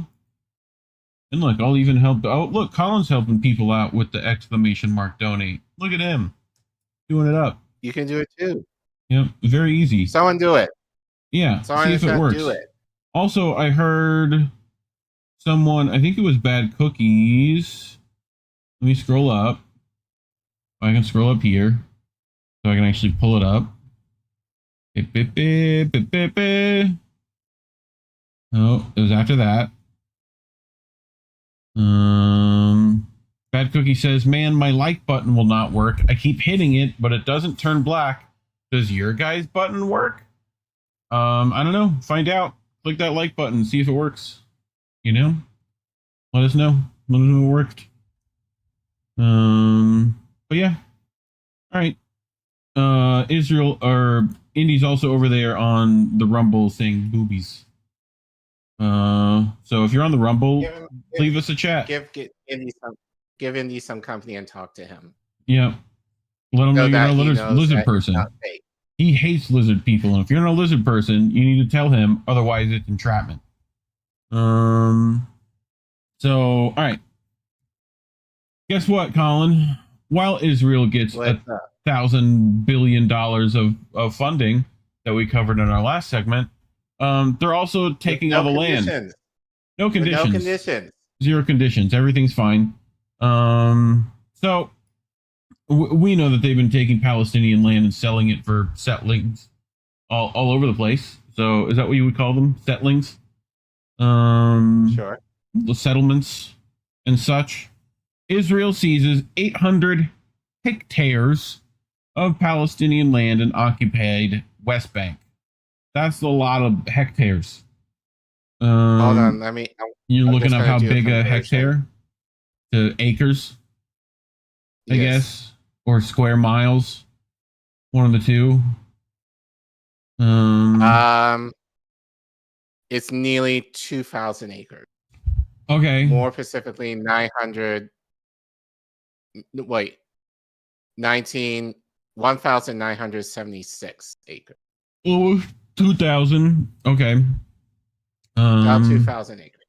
So, Finance Minister Bezalel Smotrich announcements comes despite international pressure against Israel's building of illegal settlements. This is from Al Jazeera. So they write, Israel's Finance Minister Bezalel Smotrich has declared, like, what these names, man, has declared 800 hectares, 1,977 acres in the occupied West Bank as state land, in a move that will facilitate the use of ground for settlement building. The announcement on Friday came as United States Secretary of State Antony Blinken visited Israel again for talks with Prime Minister Benjamin Netanyahu. Again, only talking with Netanyahu. Isn't that funny? Smotrich underlined the government's determination to press ahead with settlement building in the West Bank despite growing international opposition. While there are those in Israel and in the world who seek to undermine our right to Judea and Samaria and the country in general, we promote settlement through hard work and in a strategic manner all over the country, Smotrich said, using biblical names for the area of the West Bank that are commonly employed in Israel. The denomination of the land in the Jordan Valley as state land follows a similar designation of 300 hectares, 740 acres in the Ma'ale Abduman area of the West Bank, which the Palestinians want as the core of a future independent state. Right? So the U.S. said last month that Israel's expansion of settlements in the West Bank was inconsistent with international law. That's putting it lightly, signaling a return to longstanding U.S. policy that has been reversed by the previous administration of Donald Trump. The change between the U.S. back in the line with the rest of the world, which considers the settlements built on Palestinian territory Israel captured in the 1967 Middle East War to be illegal. Israel itself disputes this view, citing the Jewish people's historical and biblical ties to the land. Yeah, but there's no legal ties, though, is there? Right. Earlier this month, UN Human Rights Chief Volker Turk said the establishment and continuing expansion of settlements amount to a war crime under international law. Okay, so here we have one of the Al Jazeera, Virginia Pietromarchi. I hope that's how you pronounce that. Probably something close to that. So she's going to tell us what's up. Since the start of the war in Gaza, Israeli settlers have been expanding their presence across the occupied West Bank at an unprecedented level. Let me show you how. What you see here is a piece of land north of Nablus before the start of the conflict, and this is how it looks after the war started. And this area now has a road that didn't exist until a few months ago. We asked activists and Palestinians on the ground to share with us where they have seen illegal outposts and roads popping up since the start of the war. Then we verified those information with satellite images. The blue on this West Bank map is Israeli controlled, the green is Palestinian held, and the red marks are Israel's illegal settlements. We found 15 outposts and 18 roads that have been established since October 7, when Hamas attacked Israel over its occupation of Palestinian land. So let's recap a little bit of the history here. The West Bank was occupied by Israel after the 1967 war. Since then, Israeli civilians established more than 160 settlements. These are illegal under international law, but not according to Israeli law. Now, outposts started flourishing a bit later, around the 1990s, and are illegal under both Israeli and international law. There are usually basic camps set up in rural Palestinian areas, like small caravans or even makeshift tents. Throughout the years, these have turned into farming outposts, reaching way larger areas and taking more land. And as they expanded, Palestinian presence and land shrinked. After the war on Gaza began, this process surged again. More than 1,200 Palestinians have been forced out of their homes since October 7. Satellite images show that outposts built in the first 4 months of the war are scattered across the entire occupied West Bank. They also show roads linking outposts to other Israeli-controlled areas, such as farms or settlements, or roads that cut through Palestinian private land that Palestinian farmers and herders know are dangerous to cross. And as Israeli settlers expand their presence across the occupied West Bank, they often do it violently. In the first 9 months of 2023, the UN recorded an average of 3 attacks per day. That figure's nearly tripled in October. Right groups and villagers say that Israeli soldiers often assist settlers' action. Al Jazeera reached out to Israeli authorities to ask about these 50 new outposts and roads. They said that they act regularly against any unlawful construction, but they failed to respond when asked why these outposts were still there and why Israeli soldiers backed and support Israeli settlers' violent attack.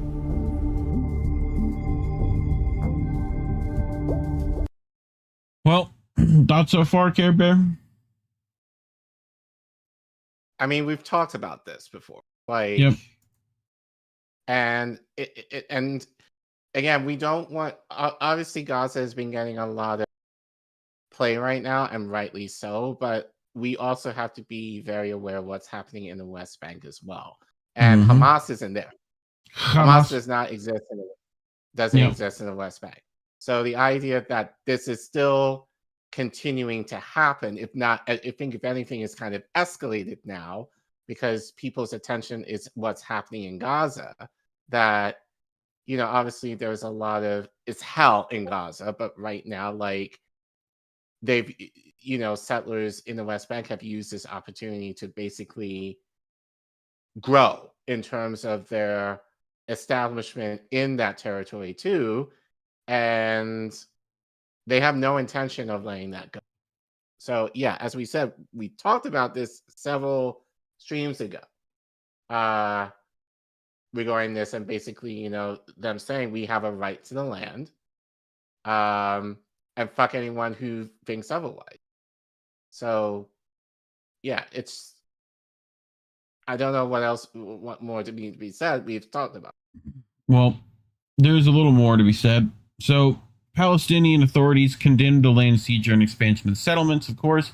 The Palestinian Ministry of Foreign Affairs called the latest move a crime. This is part of an official policy racing against time to annex the West Bank and eliminate the possibility of creating a Palestinian state. There are no morals, values, principles, or international resolutions that can stop the extremist right, the ministry said in a statement. Also the extreme, it's the government over there. There's no difference. So the international failure to protect our people is complicity and cover for Israel's ongoing invasion and punishment, it added. So Smotrich, the influential leader of one of the hard-right pro-settler parties in Netanyahu's coalition, himself lives in a settlement and has consistently backed settlement building. Again, here's this hard-right. Netanyahu's administration is the problem, right? If we only got a, liberal, that we just had that. Netanyahu just came back into power. So, new boss, same as the old boss.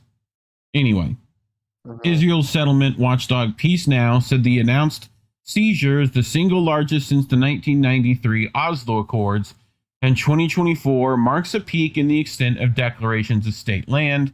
Peace Now called the timing of the announcement a provocation, as it came during the visit by Blinken, who has been critical of settlement expansion by Netanyahu's government. Again, only critical of the Netanyahu government.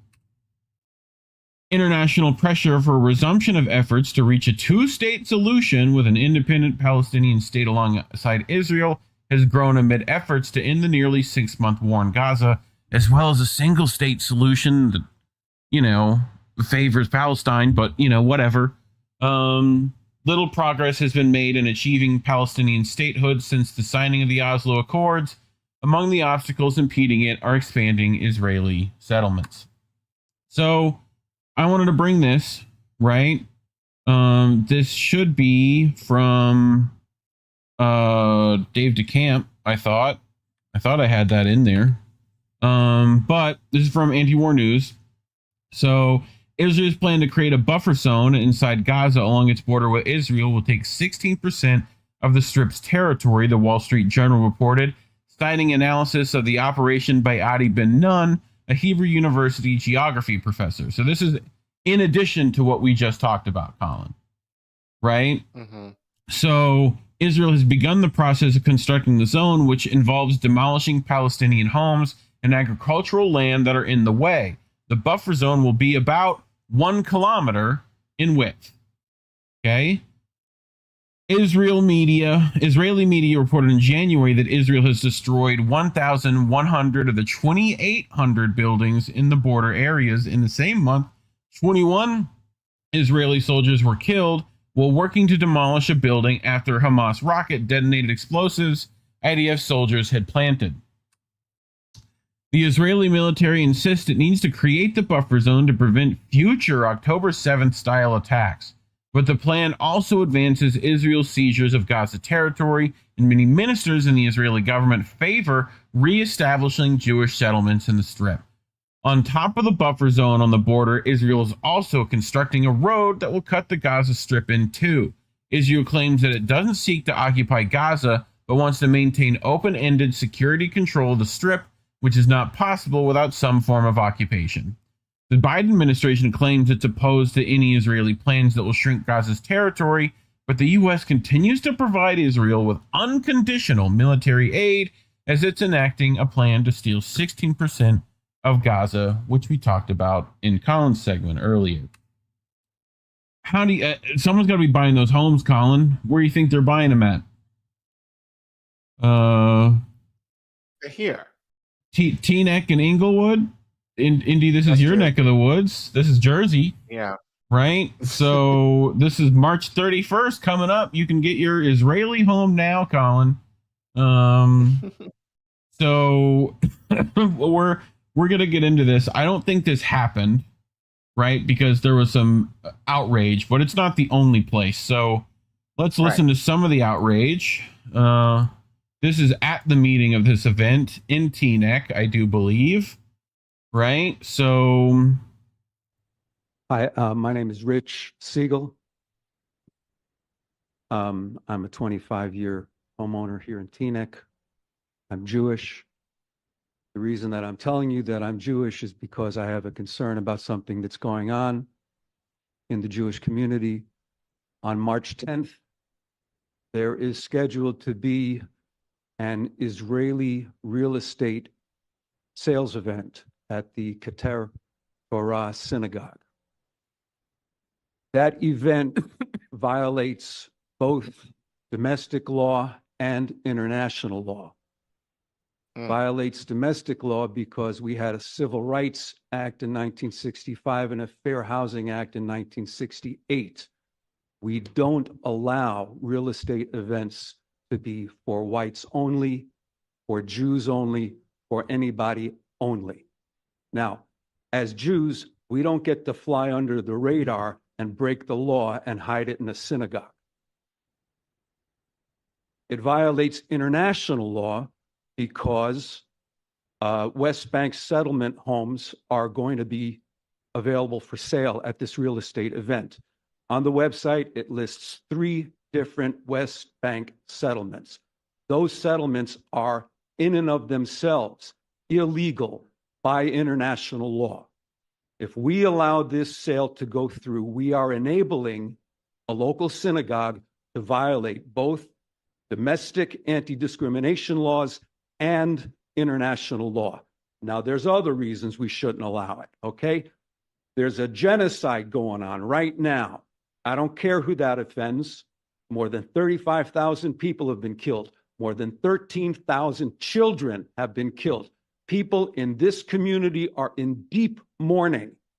People in this community are angry. I'm angry. What this real estate event is going to do is it's going to fan the flames. If it goes forward, there will be a demonstration. I know there's going to be a demonstration because I'm going to organize it. good for you, dude.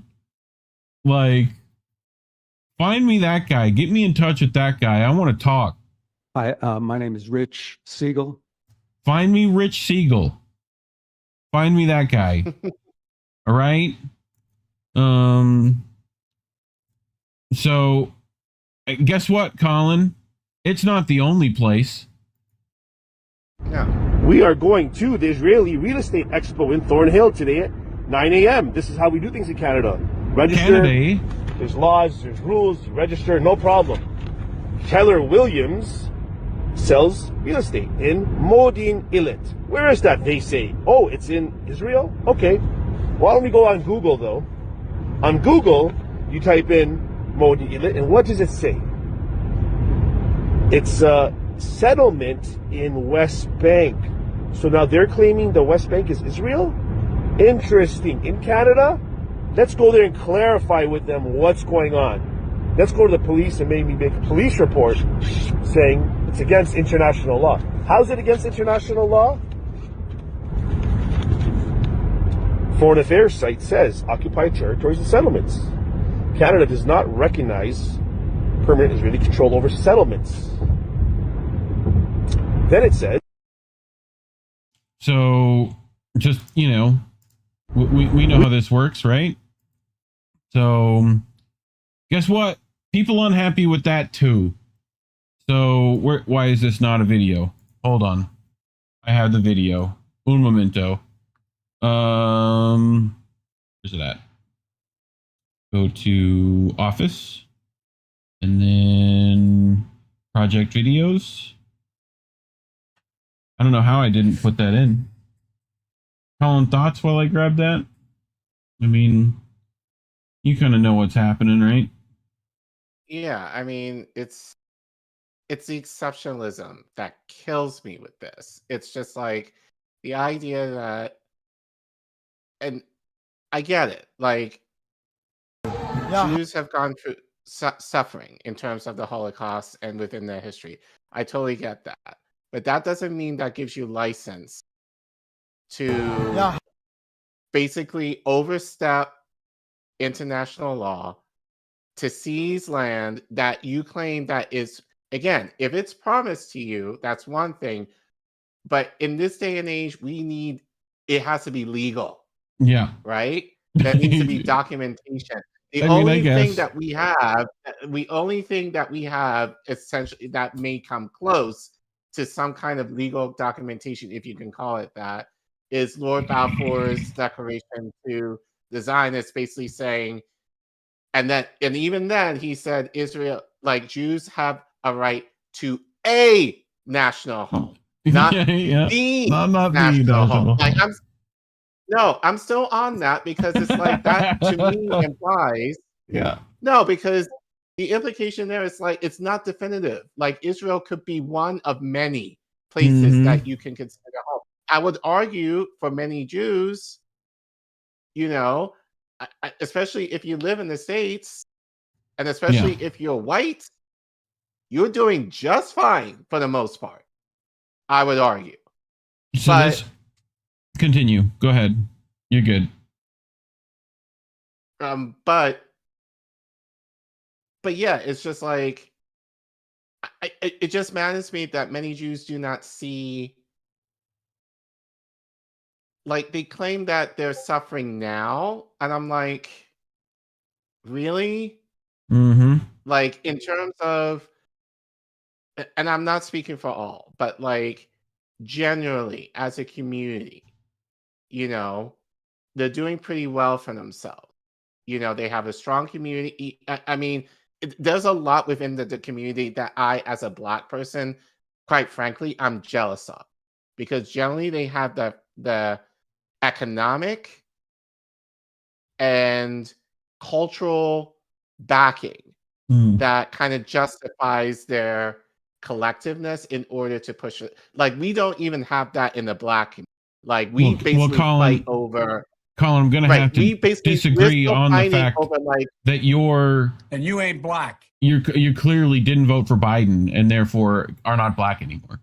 So you right, can't. But I'm saying within the Black but I'm saying within the Black community, we're still fighting over each other regarding like how Black each of us are. Some stupid, like it's stupid shit, and then like Jewish are way ahead of us in terms of how united they are. Well, in terms of economic backing, cultural backing, and socially, but then they use all of that to, that privilege to essentially use that privilege to take out another people group of color in the name of, oh, this is a land that promised us from the Bible, essentially. Well, luckily, it's not all Jews, as people would like to be reminded. Right. So, and I want to clarify. Yes, it's not all Jews that think this way, but collectively, as a community, that seems to be, especially if you live in the States, that generally seems to be like the precedence for many, at least. Well, here's Rabbi David Mirvazir, who I think you brought before. I think you brought one of his sermons before, possibly. Yes. Yes. So here he is at this Toronto real estate thing, and he's organized his thing. So I don't know if he organized it, but he's going to speak to it. So yeah, hi. So I'm Rabbi David Mirvazir. I'm an active member of Independent Jewish Voices Canada. And I'm here today outside a synagogue where they're selling properties built on land stolen from Palestinians. There's a real estate agency that's come here today to Toronto to sell properties built on stolen Palestinian land. It's kind of unbelievable that Canada permits this. It's clearly illegal. So we're here today to call that out, and God willing to make it stop. I mean, I don't know how people in the Jewish community miss people like this, but there needs to be more of them. Right. I mean, yeah, but like we should probably try to have someone on that can talk to more of this because this is not talked about. Like, obviously, Gaza, yes, given the dire straits right now, should be talked about, but this is just as, if not even more so important because, because this is just so under the radar in terms of you're literally trying to buy property and land when legally you shouldn't be able to. Yeah. Like you and I cannot do that. But a Jew can. Like again, the exceptionalism. That's what kills me in like really this issue is like certain rights that I have, I'm not able to do, but because you're Jewish, you're able to. Yeah. Like it makes no sense to me. Mm-hmm. Yeah, I don't get it either. But and what's happening. Again, I want to be clear because I want to be clear. A Zionist, especially, who happens to be Jewish. That's what I mean. Yes. In that. So no, I want to make that clarification. I'm with you. We should reach out though. We'll reach out to both of them, see if we can find Rich Siegel and the rabbi we just heard. But talks like that is why we're demonetized. So to give us super chats, you have to go to ko-fi.com/Indie News Network or put !donate in the chat or scan the QR code on your screen. If you can't give monetarily, we just appreciate, you subscribing and hitting the like button, sharing this clip or stream. Also very useful. Leave a comment. Let us know what you think. But yeah, let's go to the chats, shall we? Yes. So people saying that this is bullshit. Remember, no matter how much the West likes to whitewash history, Germany attacked the USSR with all the rest of Europe, especially the Baltic republics, with their willing participation. That's it. Got it. I figured it out how to read. So it was just separated into two. I think he hit the character limit. Let me go to Rockfin and Rumble. Rumble, Z Davids, only good Zionist is a dead Zionist. In Minecraft. So Anna Mayer says, "Oh, Canada, how far you have fallen from grace." Over on the Rockfins. Fred Edward on the Rockfins. Yep, like button is hot. Cool. Glad that's working. Crew isn't real. Statements like that. But anyway, all right, you ready for our next one? Yep. And so let's catch up with my slides. Yep. There we go. One more. There you go. Okay. All right. So this story, unfortunately, is developing still as we're kind of reporting on this. And a lot of the information that I'm reporting on was based from everything that I kind of gathered since yesterday, as of last night.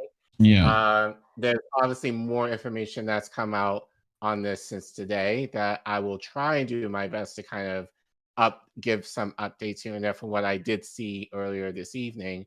But if anyone in the chat is able to give some more of those updates, we will really appreciate it. But so in case you guys didn't know, but I'm not sure how you couldn't know at this point, the Francis Scott Key Bridge, which is located in Baltimore, Maryland, basically fell like a deck of cards overnight, Monday night, when this container vessel basically crashed into it. Yep. So for those of you who do not know of this situation, we have a short clip that gives a brief explanation as to what happened, and then we'll go from there. Video no longer exists. No. Yeah. That's you got video no longer existed. What was it? Was it the what happened? Yeah. It was on YouTube. You pulled it, I guess, huh? Was it on YouTube? Must have been. Yeah. Nope. Wow. Go back. Well, fun stuff getting censored right in front of us. So, you know, whatever. What are you gonna do? Well, that speaks to this. Like, why would they censor this? Good question. Why would they censor this? Someone could have deleted it. Who knows? Like, we'll have to look into it. So, but yeah, which one was this from? Right. What was this? What was this one from? I don't know. Well, no, CNN. Well, the TikTok was pulled from CNN. CNN. Okay. Well, interesting. Maybe that's why it got pulled, was because it had CNN stuff. But anyway. Well, we played that stuff before. Well, it might not be CNN's on another channel. But you have this one from Baltimore. Yep. So this is from CBS News, which is a local affiliate in CBS News in Baltimore. Cool. So they're going to talk. So since we don't have that clip, maybe we can try and find it, like as we do this, or at least something. Mm-hmm. We will. So they're going to give you a brief explanation as to what happened. Cool. So you can go ahead with this. Now I have that video that we've been telling you about of the actual collapse, the moment that the ship hit the major support, causing the Francis Scott Key Bridge to collapse. There it is, right there. That is absolutely stunning and incredible. And as you mentioned, Fire Chief spokesperson for the Baltimore City Fire Department, Kevin Cartwright, mentioned there were several vehicles on the bridge at the time, including one the size of a tractor-trailer truck.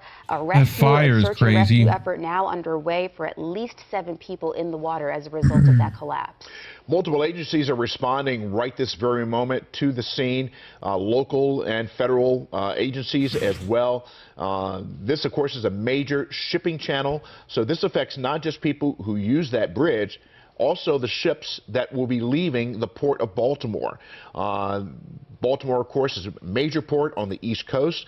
This bridge, of course, opened in 1977, spans the Patapsco River, vital artery, of course, for the port of Baltimore. It's a hub of shipping for the entire East Coast, and, of course, named for the writer of the Star-Spangled Banner. It's just surreal to see the entirety of this bridge come down like that. You just don't think you'll see something like that, but you're seeing it here. Right. And, of course, as you would imagine, there were a number of people up and about around this morning, about the time this happened. We have some sound from at least one person who was a witness to what occurred this morning.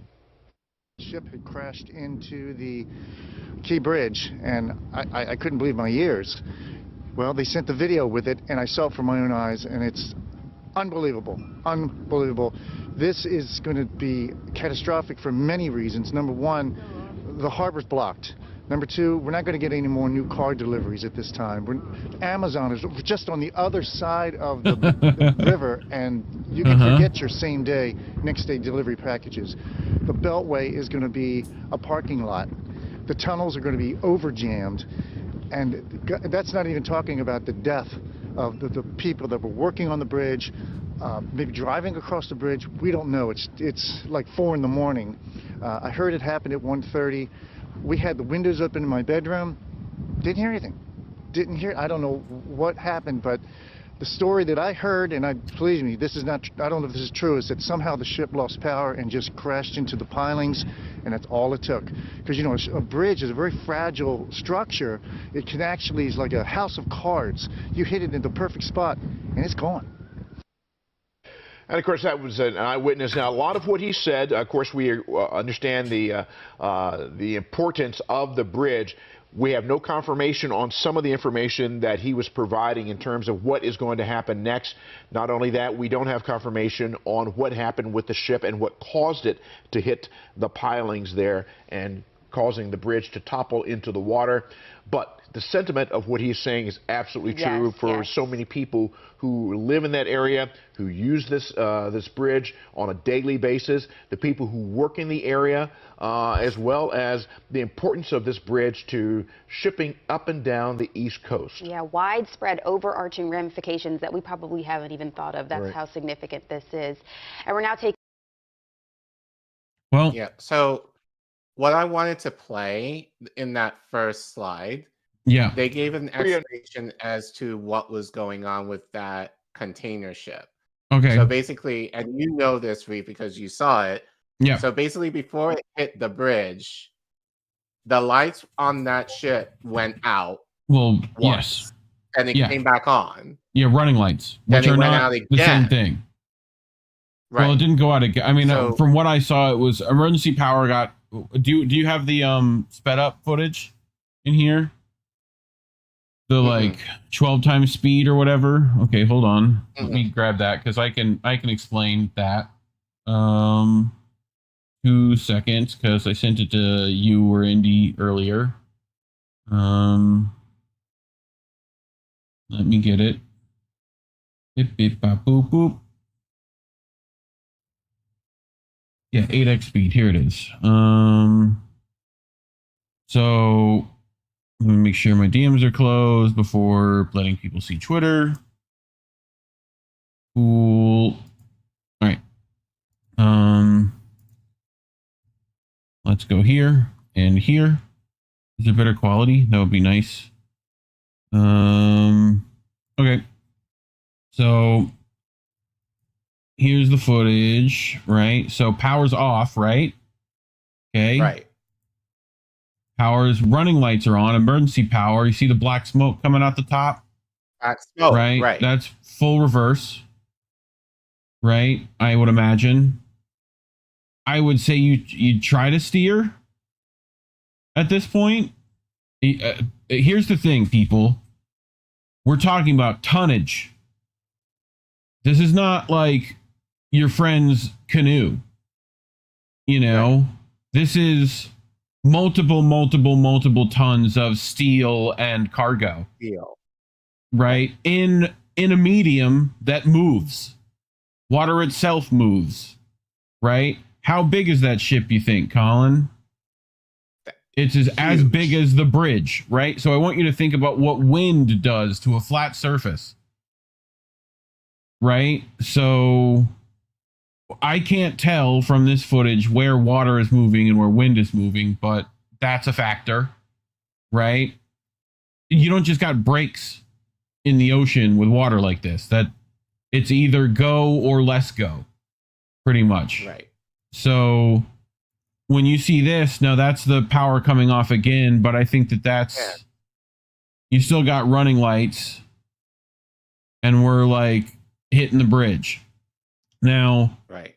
That bridge stanchion is probably one of 2 bridge stanchions that if you hit would be a problem. Right?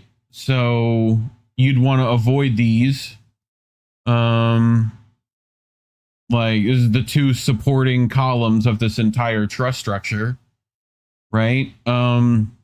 So and like that's a lot of force to go right through this thing, by the way.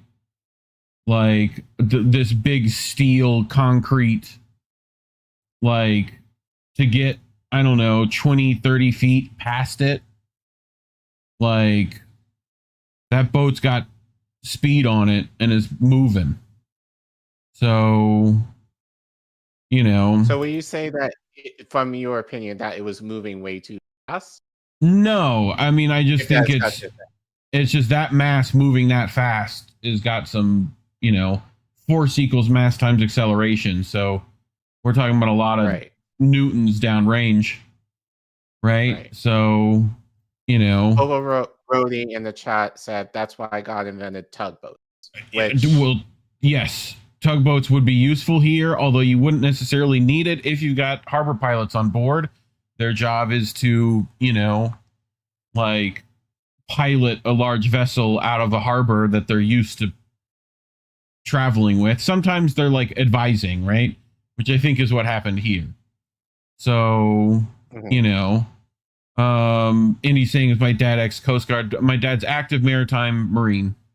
Works as a towboat captain, not the same as tugboat captain, but enough. You know, he's been one of the few, when he was a marine, was one of the few of them that got to pilot aircraft carriers. So, you know, fun stuff.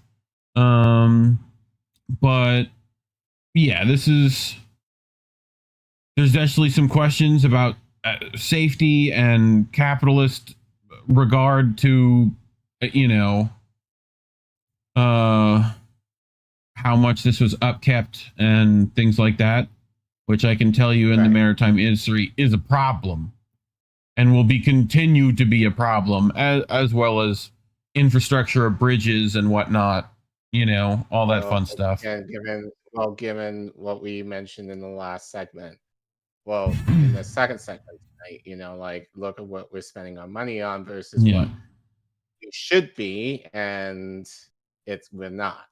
So but anyway, so this tweet is from Gen X Girl on Twitter, where she tweeted, "A bridge in Baltimore collapsed this morning, 2 rescued, 7 missing." That's an update. I think now 2 of those bodies, I think it's 6, not 7, but 2 of those bodies have since been recovered as of today. So the other 4 are not accounted for as yet, as far as I know. Yeah. If I'm wrong, let me know in the chat. But I think that's what the latest I heard.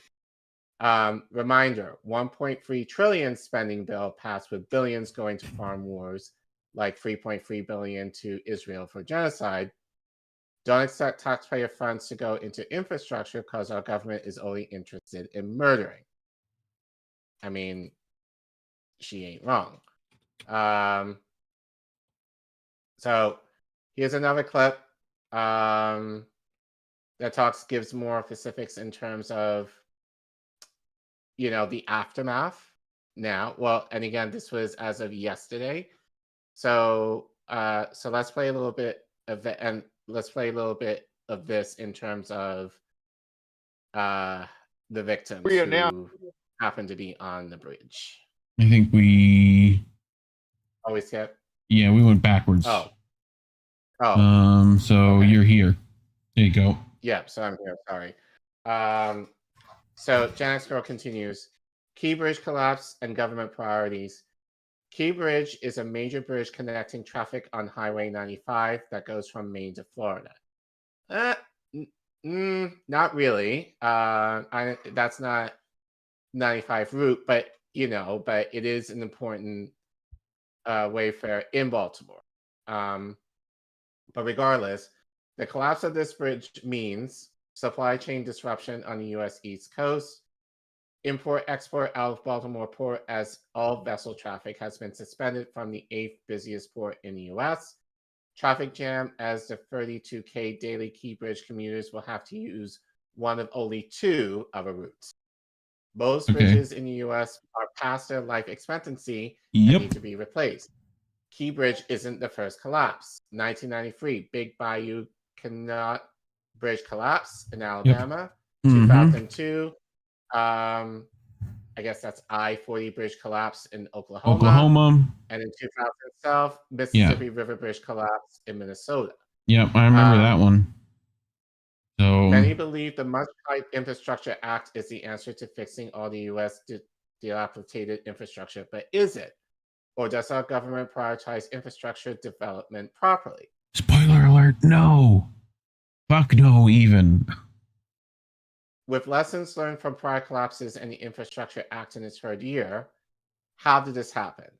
Do we have any contingency plans in place to prevent these type of accidents, or have we mostly been lucky so far? Why did this bridge, originally built in 1977 and maintained several times, collapse like a deck of cards? Should have transportation authorities taken the downgrade of its inspection to fair more seriously? Why didn't they? Aren't bridges built to withstand impacts like this? No. Shouldn't they be? For example, why wasn't this bridge, which was located next to a very large and busy port, not have its pillars surrounded by barriers like Sky Bridge in Tampa, which is also located close to a port? I mean, I'll tell you.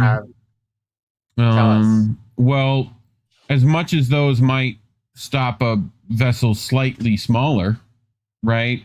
Cargo vessels like that, you're kind of like screwed either way. If they're, yeah, like by the time that boat might have had maneuvering capability, it was too late, you know? And like that's again, now it might not have, the bridge might still be there, parts of it, right? Like it might have taken that pillar out, you know? Right. Or like slammed up against it. Like you really want more damage to the boat than the bridge, ideally. Right.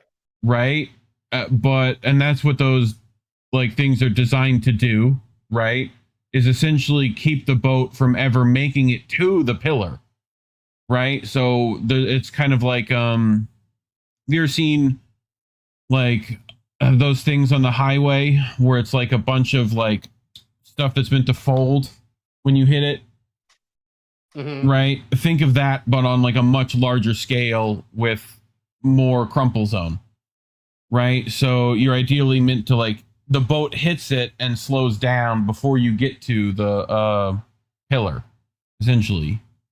So in ideal situations, it is like one of the only bridges that doesn't have something like that, if I'm not mistaken.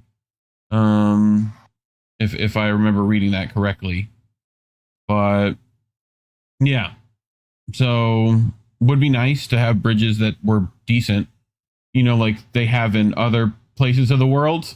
Just saying, like you don't hear this an issue in, you know, Chinese ports, do you? Like, no. So not recently. So anyway, I'm sure you have a little more info, right? Yeah, so a lot more. In comparison, fiscal year 24 budget allocated only $61 billion infrastructure for roads, bridges, tunnels, carbon emission reduction, safety improvements, workforce development. Does this look like our government is prioritizing properly? I think not. Now, considering this bill, the spending package that we just talked about, almost $1 trillion of that is going to defense versus only $61 billion towards infrastructure. You know? Yep. I mean, yeah, the 800 billion they just spent like on defense. Right. You know. So yeah. Yep. I mean, there's not much more we can say given that last segment.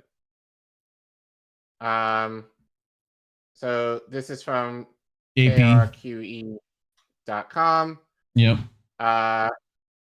Supply chain manager says Americans should expect shortages. So the head of a supply management company says Americans should expect shortages of goods as the Baltimore bridge collapse affects ocean container shipping and East Coast trucking logistics.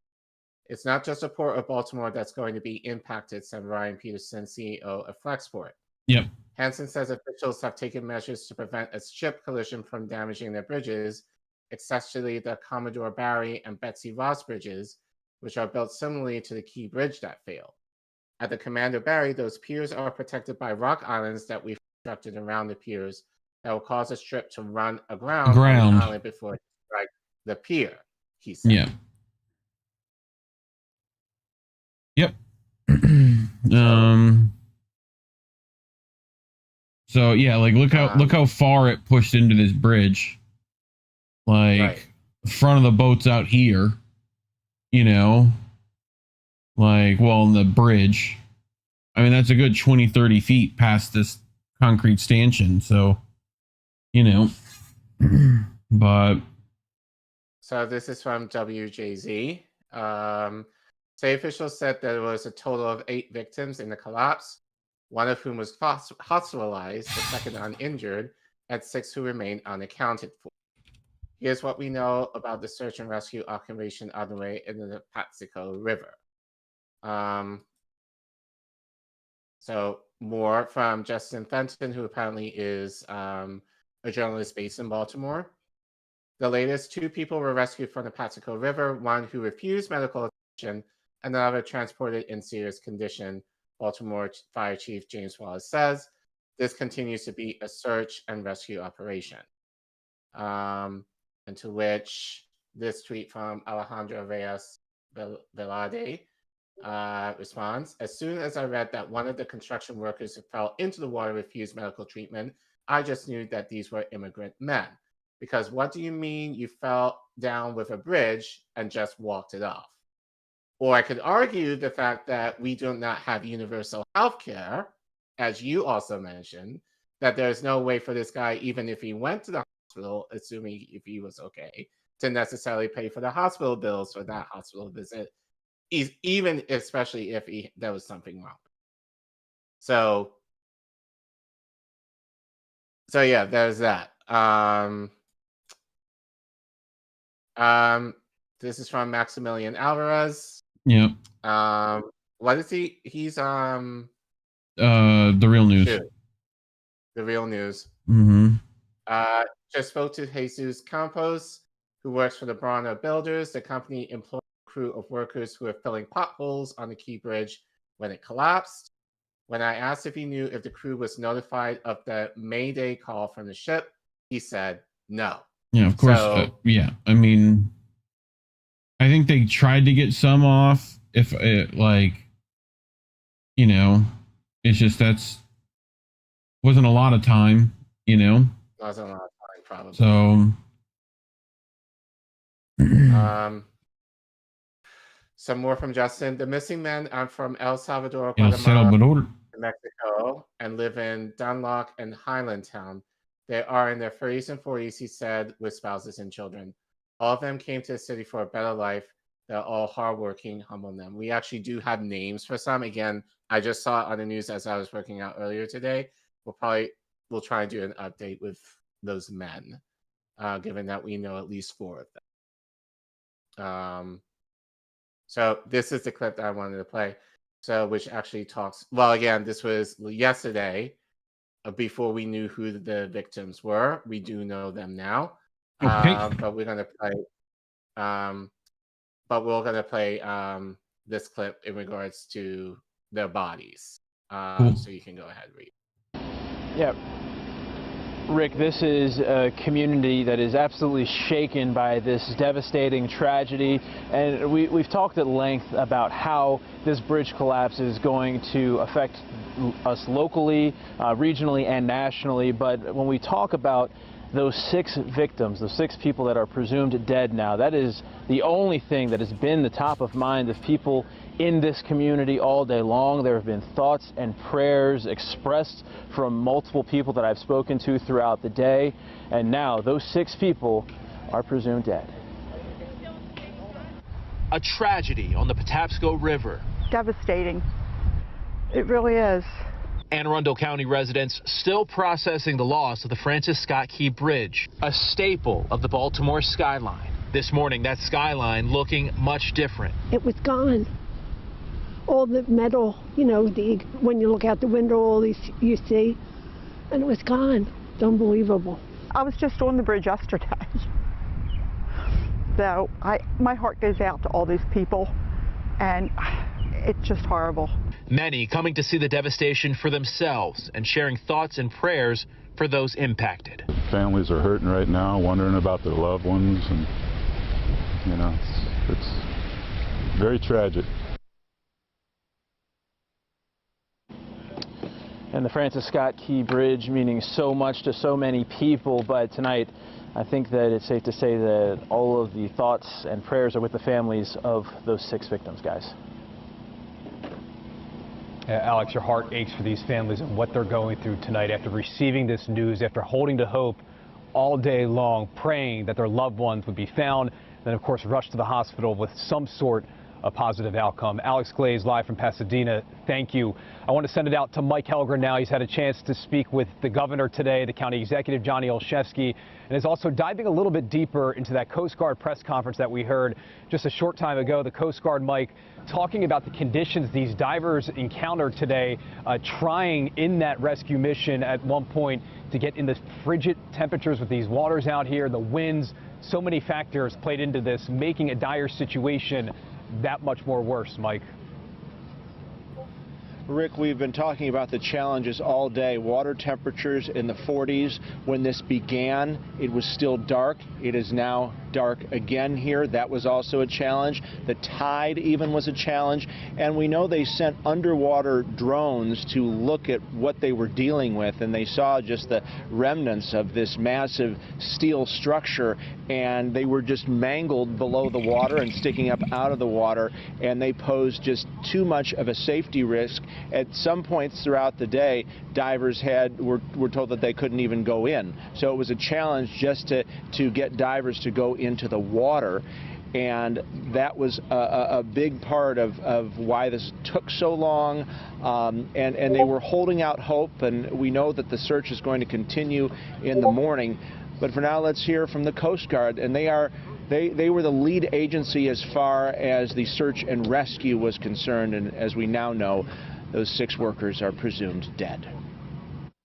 The last thing we want to do is put divers in the water with changing currents, low temperatures, very poor visibility, and so much metal and other unknown objects in the water.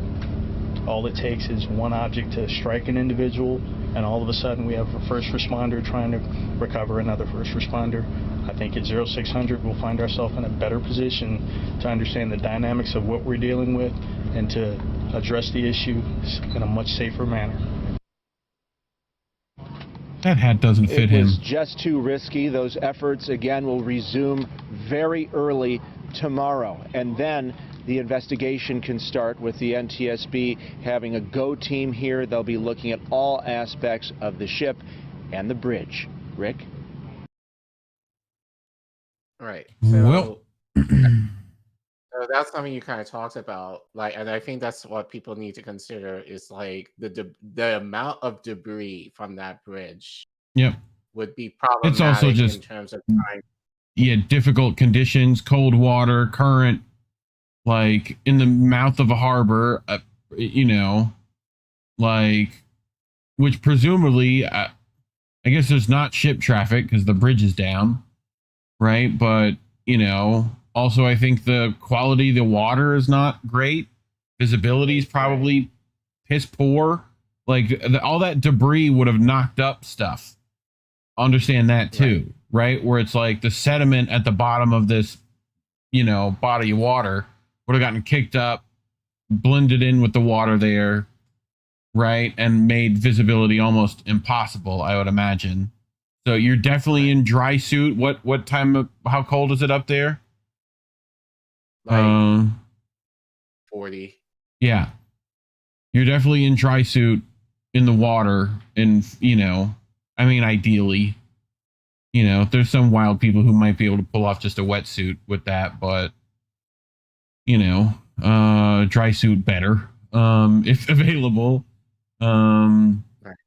But yeah, difficult conditions to get humans down there. So, you know, yeah, like I said earlier, as you know, 2 bodies were recovered as of today. So yeah, they need to find the other 4. But anyway, let's continue. Oh, this one no longer exists either, bro. You're I know this one. This is the. All right. Oh, you can go to Twitter and find that. I bet. So I. Oh God. Censorship. I know why. This was the mayor, right? Like, if people can, yeah. I always wonder if this is why people are not necessarily reporting on this. Yeah. Because the mayor even said, you know, he didn't want these videos, at least the bridge falling, to be featured on social media. So, How long was this clip? but Short? like a few seconds. It was like less than, yeah, like 20? seconds. Cool, I got it then. All right. So let me pull that up.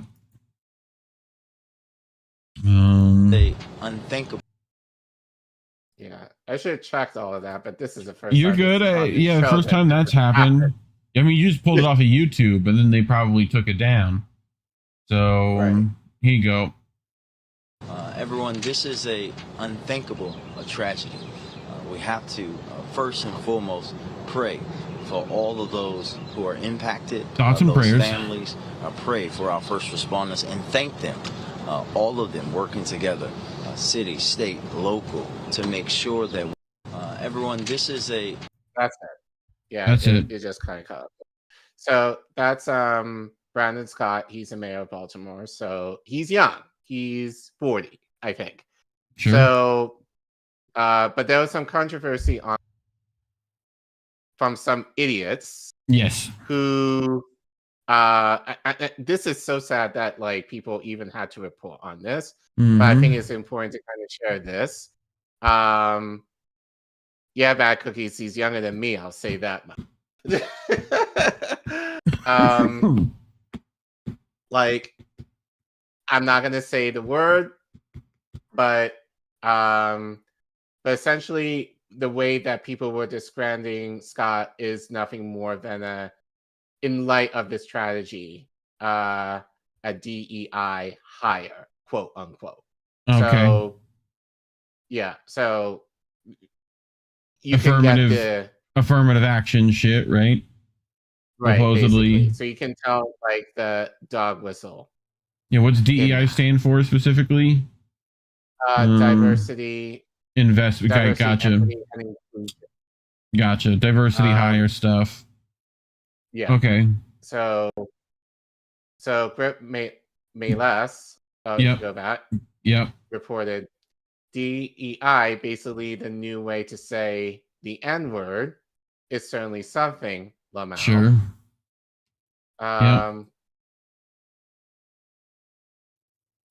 Angel Jones also tweeted, calling Baltimore Mayor Brandon Scott a DEI mayor is just a new way of referring to someone as an affirmative action hire, with the implication that they didn't earn the position.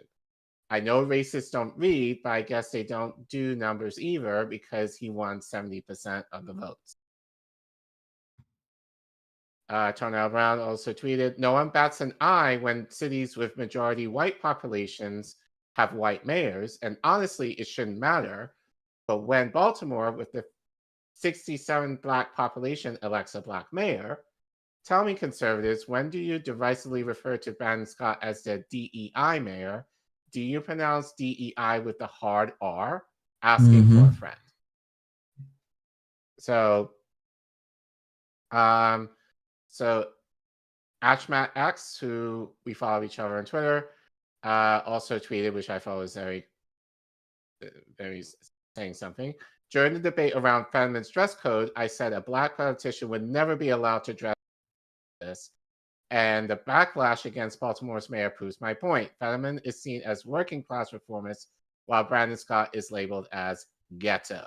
Yep. So, yeah. So, I mean, just a lot of mess regarding something that I'm going to give Scott some credit, not his fault. I mean, that mayor looks like Fetterman would chase him with a shotgun. So, you know. Right. Exactly. You know, now granted, you can make the argument like, and I'll say this now, like you can make the argument that mayors, you know, and governors in states, you know, they have some responsibility regarding state budgets. Could he have made investments regarding infrastructure? Sure, but state budgets can only do so much. That has to come with the federal government, and so the idea, again, what we have to say is that we got only $60 billion going towards infrastructure when there's been reports that's just a drop in the bucket in terms of what is needed to bring bridges and everything regarding the infrastructure in this country up to code. I think like for what I think from the last stats I've seen, is somewhere between 8 to 14 trillion, I think, and maybe, to at least bring everything up to code. So the idea that we're just giving that amount of money towards infrastructure, especially with Biden touting it, and a lot of like the squad members too are touting it as a huge success, is really nothing and insignificant. And then, speaking of insignificant nothings, you brought Pete Buttigieg. yes, since he is the transportation. Oh, I forgot they put him in that nice cushy position. You kind of forget about Pete. Talk about a DEI hire right here. But Yes. well, actually not really, but more like he did Biden a favor, so they did him a favor. Yep. Giving him a position that he's not qualified for in the slightest. Well, you got to have your gay hire, right? You know? Yeah. So, Sure. we're going to go DEI. So, right. Regardless, here's some of the bullshit that he was trying to make. Like, see if you make any sense of this. You may be better than me in terms of this tragedy. So go ahead. If an underpass was constructed such that a bus carrying mostly Black and Puerto Rican kids to a beach, or that would have been in New York, was designed too low for it to pass by, that obviously reflects racism that went into those design choices. I don't think we have anything to lose by confronting that simple reality, and I think we have everything to gain by acknowledging it and then dealing with it, which is why the Reconnecting Communities, that $1 billion, is something we want to get to work right away. So the bridge was racist? I'm going to try to interpret what he was trying to say here. I think he's trying to mention the idea, like with a lot of highways that were built in this country since the 1950s onward. Yeah. You know, broke up cities, you know, in terms of like. Yeah, no, right. Like breaking up neighborhoods, especially neighborhoods. Infrastructure to control population and whatever. But it's just that it doesn't seem like the thing to bring up in regards to this. Like it's right. I think odd. That's what he was trying to say here. Yeah. But this is not this is no, if this is a dodge, basically. Yeah, this is like fucking political speak, and you know, him trying to bad at it. Yeah. Just badly, you know, doesn't even relate to the situation here. Yeah. But yeah, he tried to make it a racial, which is true. But what happened here in this case has nothing to do with racism, at least in that sense. Yeah. I mean, but by that logic, you could argue so much is like, you know, there's plenty of fucking buildings in Manhattan that are racist too. So, you know, I don't think he's calling those out, you know, like, okay. I clicked again. You might be able to chime in on this a little bit.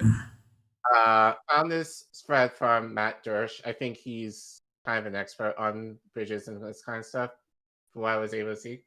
Yeah. So he says, bridge design for vessel collision, a thread. The main span of the Francis Scott Key Bridge is 1,300 feet. It also has 185 feet of clearance, making this a massive bridge. This type of bridge is considered complex. Baltimore is in it for the long haul before replacement. Here is why.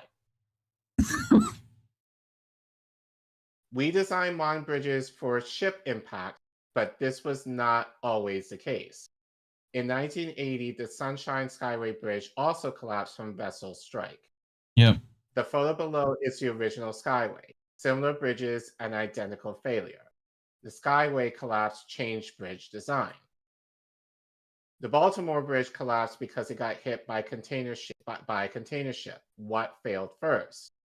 It appears the bow of the ship made contact with the vertical columns that supported the truss superstructure, causing it to have a cascade failure. Yeah. This bridge was going to fall from this event. It simply was not designed for equivalent static force that is well over 3 million pounds. Yeah. The container ship, assuming the navigation channel is centered, veered over 500 feet off course. Why did the whole thing fall? Because bridges are built like that. Right. The whole truss fell. Yeah, a because through this is truss a bridge. continuous- Right. This is what they call it, right? So I can. This means that the. Go ahead. Go ahead. Well, I was just This saying. means that the Go ahead. Fine. So like, if you look at the bridge, right? You see right here. See this bit? Yeah. So this is the truss structure, right? This is what is keeping this main span from collapsing. Is this overhang? That overhang connected to this, that is then connected to the rest of the bridge. That's what the boat hit. Right? So this is called a continuous truss bridge or a through truss bridge, right? There's no like, you have like a cable bridge, for instance, right? You have a big supporting structure here and here, right? That then has cables that support the thing, right? Like you might not lose the entire bridge if one of those support structures breaks. And sometimes those support structures are then trussed. Right? So this is through trussing, very high, very long span, so that like you don't need to make a bridge that breaks in the middle to let ships through. They just go underneath. Right? That's the theory. So, but yeah. 3-span unit behaves. Yeah. The whole truss fell because this is a continuous bridge. This means that the 3-span unit behaves as a 1. If one span fails, the maximum dead loads redistributes. Yep. This provides benefits to low resistance, and this is how we design modern bridges for this. There's a great game. There's a couple of games that are like bridge constructors that simulate this really nicely. Shows you like red zones when stuff gets too much weight or breaks. Right? So you'll have one truss system fail and it's dominoes down the line, you know? Like all that weight gets redistributed, stuff can't hold it, you know, and the whole thing comes down. So, yep. Modern bridges deal with vessel collisions 2 ways. The first is to use a dolphin. This is a mass of rock, sand, and steel that serves to stop the vessel before it makes contact with the bridge. Likely the new bridge replacement will use a dolphin as one method. So if you go down. Yep, something like this. Something like that, which was what people were talking about was why I didn't have that. Again, see this nice cable bridge? Right? Yeah. So you see the span is supported twice. Right? So like if this side of the span goes, this one shouldn't be affected. You know, like a lot of this would still be there. And like, you know, so yeah, bridge stuff. It's fun. It's fun. Bridges. The second is to design the bridge to take the vessel strike and resist the event. This is a massive undertaking with a central focus: don't collapse. We will see localized failures, but maintain global stability. Yep. This load could be well over 3 million pounds. Yep. To resist that much load to stop a vessel, we need a flexible bridge and a lot of foundations such as piling or drilled shafts. Typically, this is more foundation needed than to simply resist earthquakes, hurricanes, and everyday loads. So where do we go from here? Like that cable bridge we saw a minute ago, cables can move. Right? So... Right. And they have to. Because... Yeah. It still can... I mean, you can still have stuff break it, but... You know, if you hit the stanchion and break the stanchion... But if you just hit the bridge, you're going to be all right. So... Baltimore is going to be without a critical bridge for a long time. Tampa Skyway Bridge took 7 years, but this will be done sooner, hopefully much sooner. I don't know if that's a good thing. But yeah. What needs to be done? Well, a lot. Can the approach spans be salvaged? The approach spans are likely fine. but are they tall enough to support the new main span? Does the bridge need more vertical clearance? Officials will need to ask, do they fully replace the bridge in full or attempt to reopen sooner with only the main span? Yeah. The main span is not easy to design or build unless they make a decision to go with a smaller span bridge less than 375 feet. Yep. But that comes with new challenges, particularly with how close the piers will be to the navigational channel. There are many things left to talk about here, but on a plane now. I specialize in bridge design of long bridges. Thanks for reading and happy to answer all questions.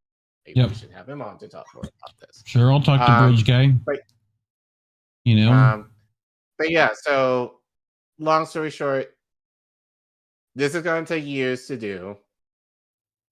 And there's going to be a lot of discussion of how the future constructed here should be done.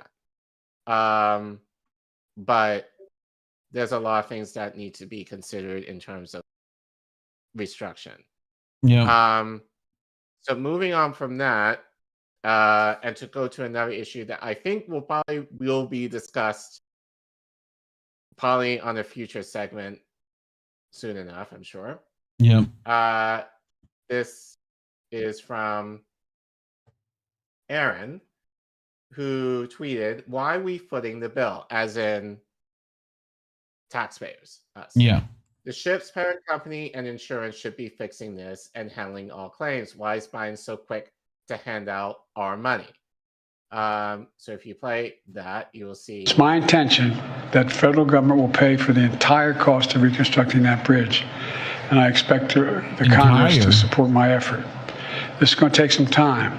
The people of Baltimore can count on us, though, to stick with them at every step of the way until the port is reopened and the bridge is rebuilt. You know, we're not leaving until this job gets done. Not leaving until then. So I just want to say God bless everybody who got everyone harmed this morning and their families. And may God bless the first responders, who many of them risking their lives. And the reason I'm not going to take a lot of questions, there's remaining issues that are open that we got to determine what's going to happen in terms of the rescue mission and the like. But Do you plan to go to Baltimore, sir? And if so, how quickly? I do, and as quickly as I can. That's what you said the federal government's also going to pay for the repairs. I'm just curious. This was a ship that appears to be at fault. Is there any reason to believe that the company behind the ship should be held responsible? And then also, you mentioned that could be, but we're not going to wait for that to happen. We're going to pay for it to get the bridge rebuilt and opened. And may God have mercy on our souls. Okay. So I have a couple more slides. Yep. Well, one slide, I think. It's my intention. No, Biden. No. Bad Biden. So, in a statement published on its website, Marx said, Maersk. In the early hours of, what is it? Maersk. Maersk said, in the early hours of 26th of March 2024, a vessel collided with the Francis Scott Key Bridge, resulting in damage to the structure. Information on the situation remains pending, and we remain in close contact with officials in the area. We can confirm that the container vessel Dolly is owned by Grace Ocean and operated by Synergy Group.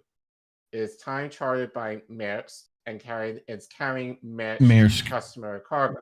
Yep. No Maersk crew and personnel were on board the vessel.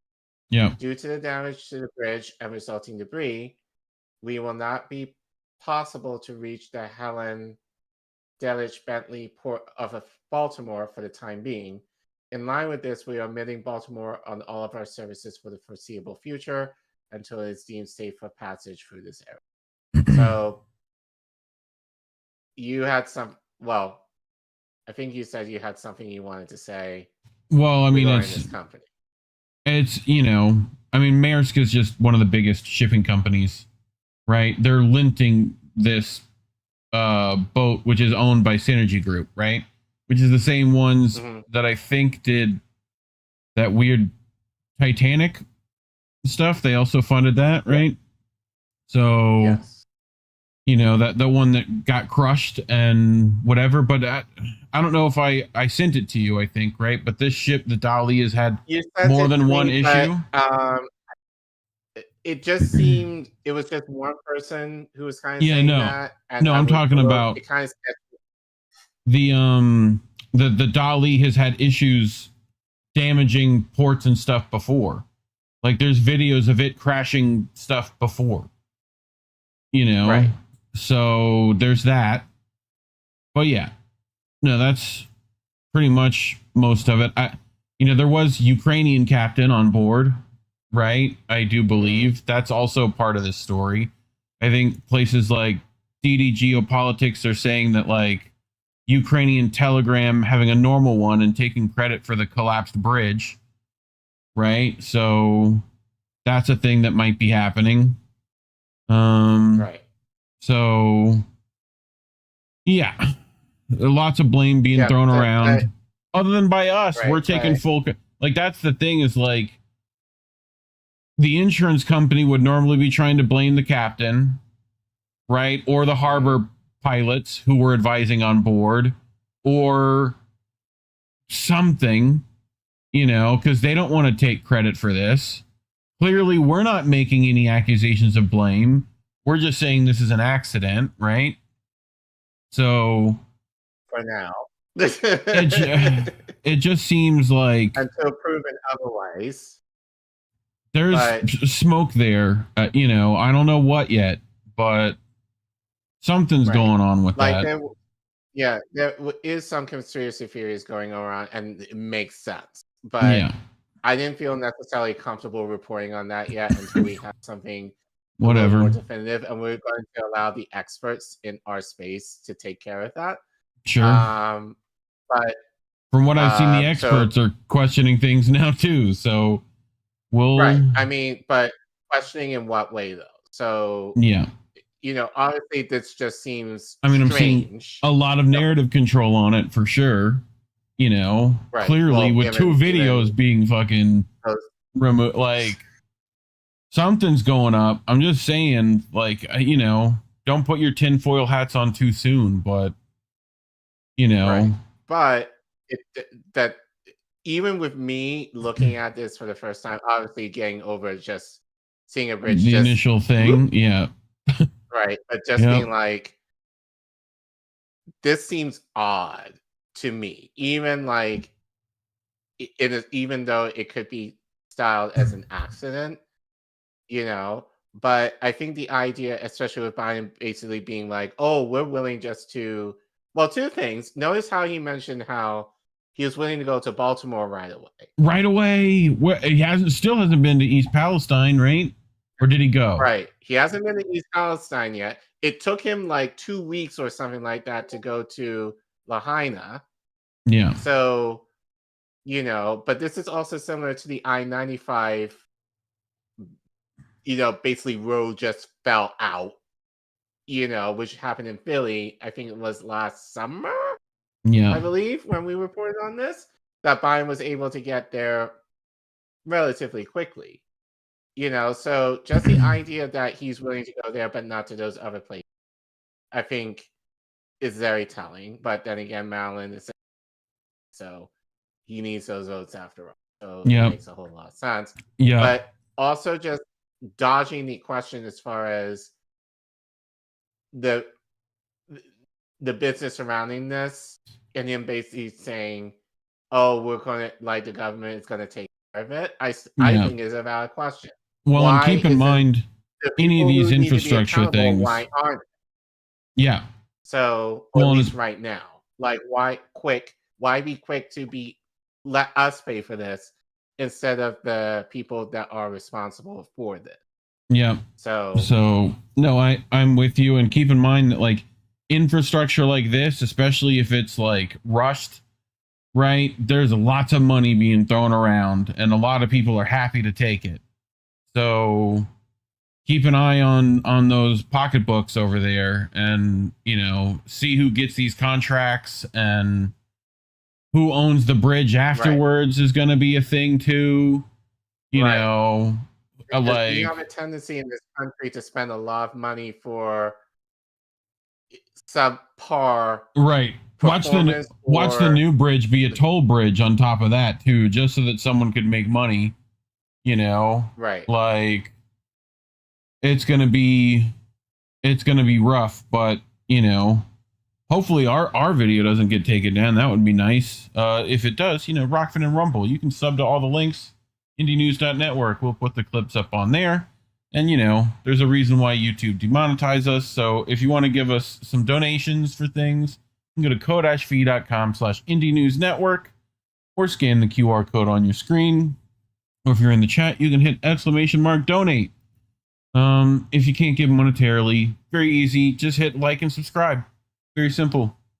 You know, share is just send this to your friends. Why not? Right? Leave a comment. Let us know what number you got. Trying to get to 2K subs. We're almost there. So, yep. So, I should probably go to chat and then we can talk about what's coming up this week, right? Cool. Let's check the Rockfins. Like Amos Pues, so a dolphin is what I was thinking it should have had. This is where the real scandal lies, the ship, not the bridge. Indy talking about he aggregated some of this yesterday. I think he left his link in YouTube for people to go check that. We definitely pulled some of his stuff for that. So give him a shout out. Meanwhile, in Russia, bridges take direct hits from USA HIMARS and are still fine. But yeah. Base wasn't protected. Yep, definitely some design flaws. All right, over to the Rockfin. Animators holding it down. Shout out to Indy for actually sending us the schedule. Yeah. So Friday, Tara has Dmitry Polyansky, I guess that's how you would say it. Yeah. On. Also Friday, Angel in the afternoon at 7 Eastern time. Snow Himbo will be live for his gaming stream. Oh wait. So Saturday, Pro Wrestling Talk with Angel and Miss Witchy Perfect. Perfect. Yep. At 8. And then Snow Himbo will be on after that, I believe, at 10 Eastern Standard Time. You and Indy will be on for How Do We Make That on Sunday at 10 Eastern Time. 11:30 for Snow Himbos. I thought it was 10, but 11:30. Yep. How Do We Miss Out on Sunday at 10? You and Indy. Not sure about Politically Homeless. And Indy is American Tradition on. Okay, so Jesse will be on for American Tradition on Tuesday. Yeah. And then we'll obviously boats following How Do We Miss That on Sunday. And then we'll be back here. I have a straw poll that I'm going to put in the chat for that. If people want to have a Rumble only boats smashing into other boats so that we can play things that, you know, we can on YouTube. So let us know if you want to do that next week. You know, democracy in the chat. Go click that link and go down there. Animators on the Rockfin. To me, it's about the hollowing out of America. DEI, with all the right intentions, could end in a real meritocracy. So they bastardized it by bringing in the most incompetent or inexperienced possible. Sure. Yeah. No, I mean, just as an aside, like I said a tweet on this, like I think I've mentioned this story before, but like when I was a high school senior, I basically got accused of getting accepted into Boston College because of affirmative action. Like this is what my peers were saying to me who were white. That you only got in because you were black. Not because you had skills or whatever, right? Yeah. Not because I got, for the most part, a solid B, you know, consistently through my high school career. Not because I was doing like 10,000 activities on top of working part-time, of top of babysitting my niece who my parents adopted, you know, so I was doing all of that to try and make myself, you know,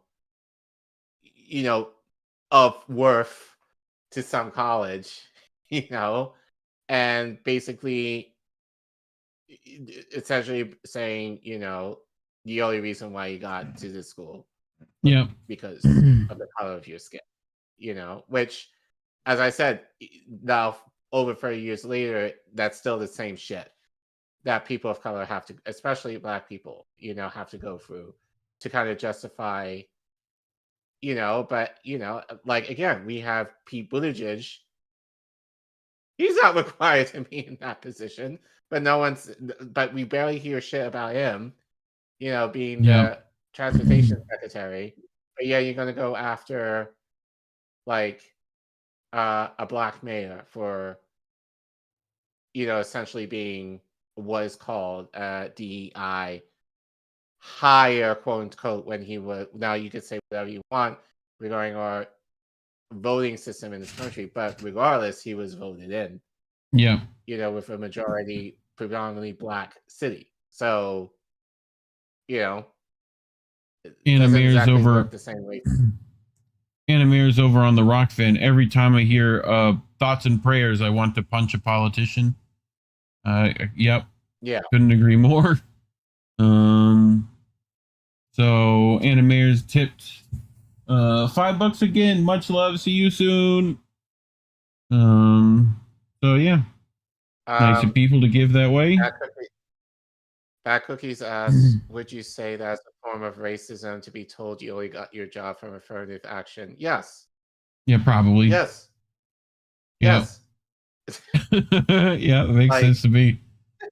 So, like, I mean, it's whistleblowy shit, right? Yeah. You know. Well, for this kid, I will say this: he got mad because he didn't get into the school. Yes. See, it's pie wedge theory, right? Is that if it goes to someone else, you don't get that assistance, which to some degree, you know, is a thing. But at the same time, I feel like, you know, it could have been done very easily and not affect people, and, you know, so, but anyway, I think that's it for this week, right? You went through the schedule.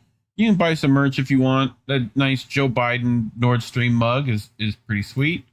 You can also get some of this nice apparel. If you want some high fashion, you can use 20% off at purchase with code Jesse. So yeah. Anything else? I think that's it, right? Nah. Cool. Yeah. Well, long stream, but we had a lot to cover. Yeah. And we've had fairly short streams the last few weeks, so we were about to. Yep. But given the content of tonight, I think it makes. Yep. So sorry in advance for the clips. It doesn't take me that long. So, but anyway, yep. So remember, kids, labels are bad. Stay independent. Good night, fam. Have a good week, everyone. We want to talk right down to earth in a language that everybody here can easily understand. Bye, have a great time.